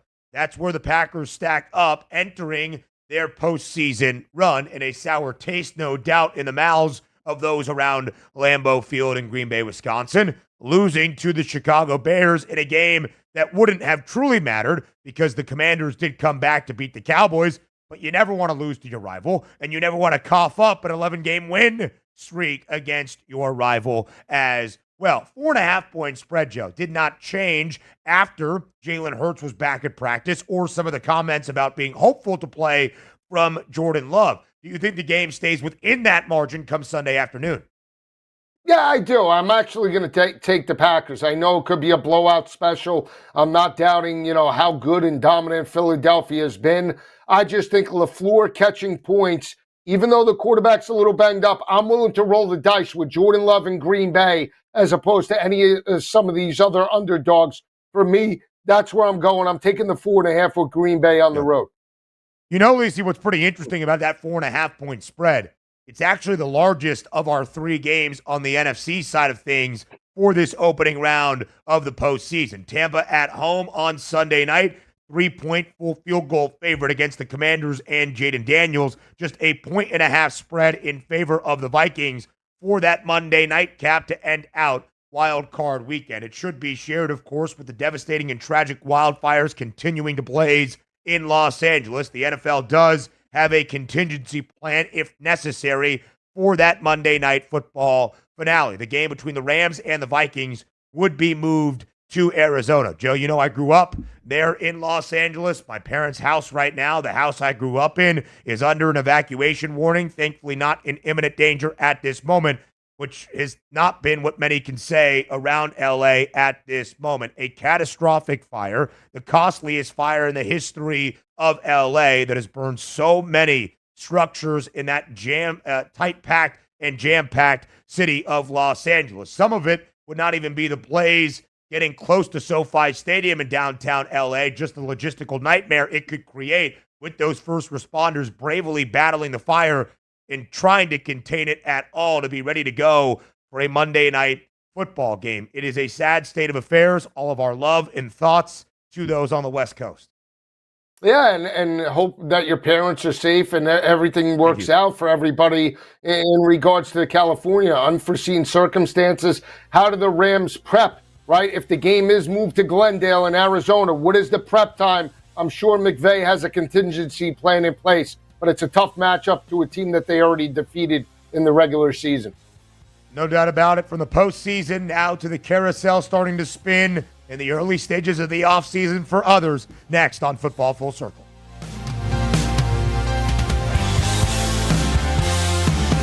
Luck is winning the lottery. Strategy is settling your divorce before cashing in the ticket. It's smarter to be on SportsGrid. Get the winning edge. This is the SportsGrid Radio Network. SportsGrid TV and radio networks are the premier streaming video and audio channels dedicated to serving the sports wagering audience. Found on major smart TV platforms and streaming on SportsGrid Radio and SiriusXM Channel 159. SportsGrid's real-time data, expert commentary, and entertaining analysis transform viewers into informed sports enthusiasts. Our weekday radio lineup begins with the early line at 8 a.m. Eastern with Ben Stevens and Donnie Rightside. Donnie joins Kevin Walsh on Moneyline at 11 a.m. Eastern, followed by Football Full Circle at noon Eastern. Kaplan and crew join the party at 1 p.m. Eastern. And Pharrell Coast to Coast keeps things rolling from 3 to 6 p.m. Eastern. Get in the mix with Kevin Walsh and Game Time Decisions at 6 p.m. Eastern. Evenings simmer with Carver and Lisi. Then boils over with Gabe Moritzi on Sports Rage Late Night at 10 p.m. Eastern. To find out where to find SportsGrid that's best for you, go to sportsgrid.com. It's smarter to be on SportsGrid.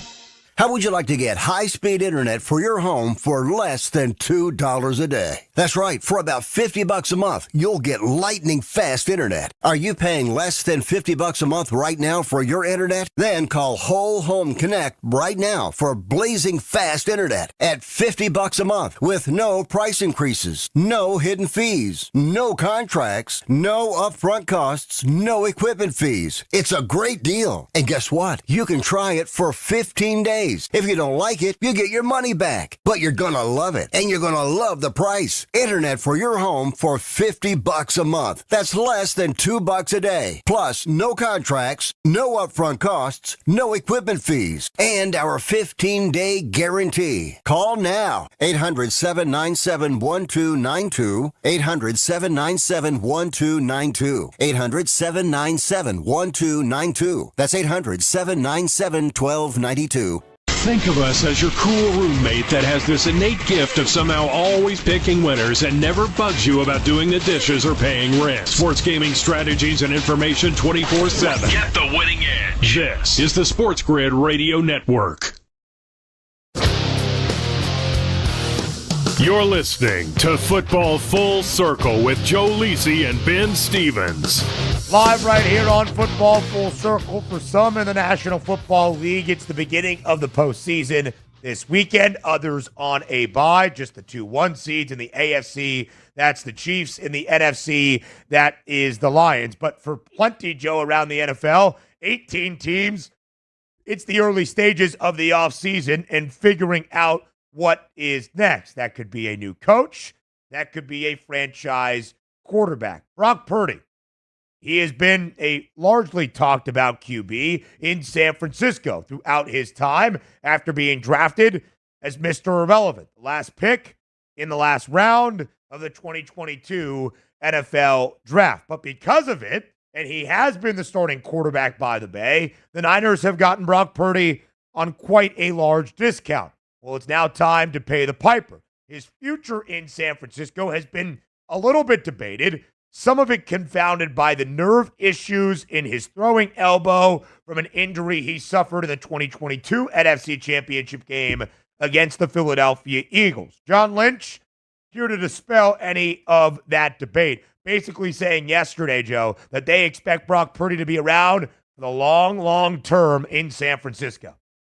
Well, now we know whose decision it was to really move and make that decision, right, in regards to the quarterback. It was John Lynch over Trey Lance. Now it comes to the full light. John Lynch overseeded Kyle Shanahan with the Trey Lance type of situation with Brock Purdy. It's simple because him saying that he's committed long-term means that they're going to sign him potentially to a $65 million deal per year. Good luck. God bless, because that is absolutely ridiculous. Expecting and paying Brock Purdy, and I understand he's compiled stats and has taken your team to a Super Bowl, but he is not better than Pat Mahomes. He is not better than Joe Burrow. He is not better than some of the quarterbacks that we've seen light it up. Josh Allen, Jared Goff, Jalen. I'm sorry. He's not worth the money. And expecting that you're going to get more from Brock Purdy after you pay him $65 million and he couldn't elevate the team to a playoff win or a playoff appearance this year is absolutely ridiculous. It's unbelievable. The buck stops here. This is the pinnacle of the market if San Francisco pays Brock Purdy $65 million a year. It's not worth it, Ben. You know what's really interesting, Joe, when you look at what Brock Purdy has been for the 49ers. We have often debated what exactly does he do for this San Francisco offense. Is he a game manager? I think that has been largely pushed back on. Does he elevate Shanahan's offense? Is he the beneficiary of elite talent at basically every single position around him? I would say the answer to both questions is yes. But of course, you need a great casting crew to have success at the highest level in the NFL. One thing that did not go to Brock Purdy's favor by any means was all of the injuries San Francisco had this year and what happened to the football team without those key contributors. It was also on the defense too, so they get a part of this conversation as well. I think, Joe, the question for me was not if Brock Purdy would receive a contract extension. It's how much is it going to be worth? How large of a deal is it going to be? Because we saw 2 contract extensions last offseason for 2 young quarterbacks in Jordan Love and Trevor Lawrence, $55 million per year. At the time, highest paid alongside Joe Burrow, to only be surpassed by Dak Prescott at the very end of the offseason, a $60 million deal. What is the investment worth on Brock Purdy? Is it $35 million? Is it $45 million?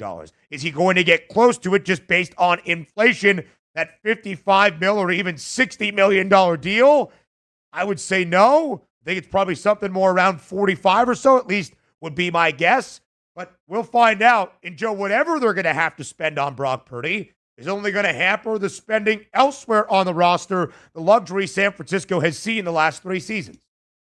And that's why backing them long-term, or at least for next year to rebound and get back to the playoffs and be a contender in terms of the NFC Championship, it really takes some guts to back, because think about it. You just mentioned, what's the price? Is it 45? Is it 48, right? Slightly under Mahomes, Burrow, and Hurts. Or is it more like, closer to 50 or 55? Now, right. Or, the record-breaking deal of 65. Because, again, look at some of the teams that competed for a playoff appearance. One team, Baker Mayfield, making 30, and Geno Smith, that was a 10-win football team, and he had 30, 35. I mean, they're on the cheap.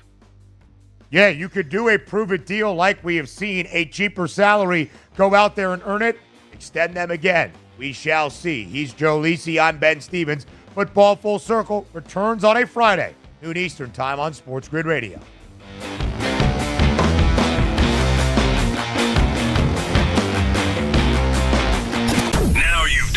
You've found the advantage for gaming, odds, and more. But we call it the winning edge for short. This is the SportsGrid Radio Network.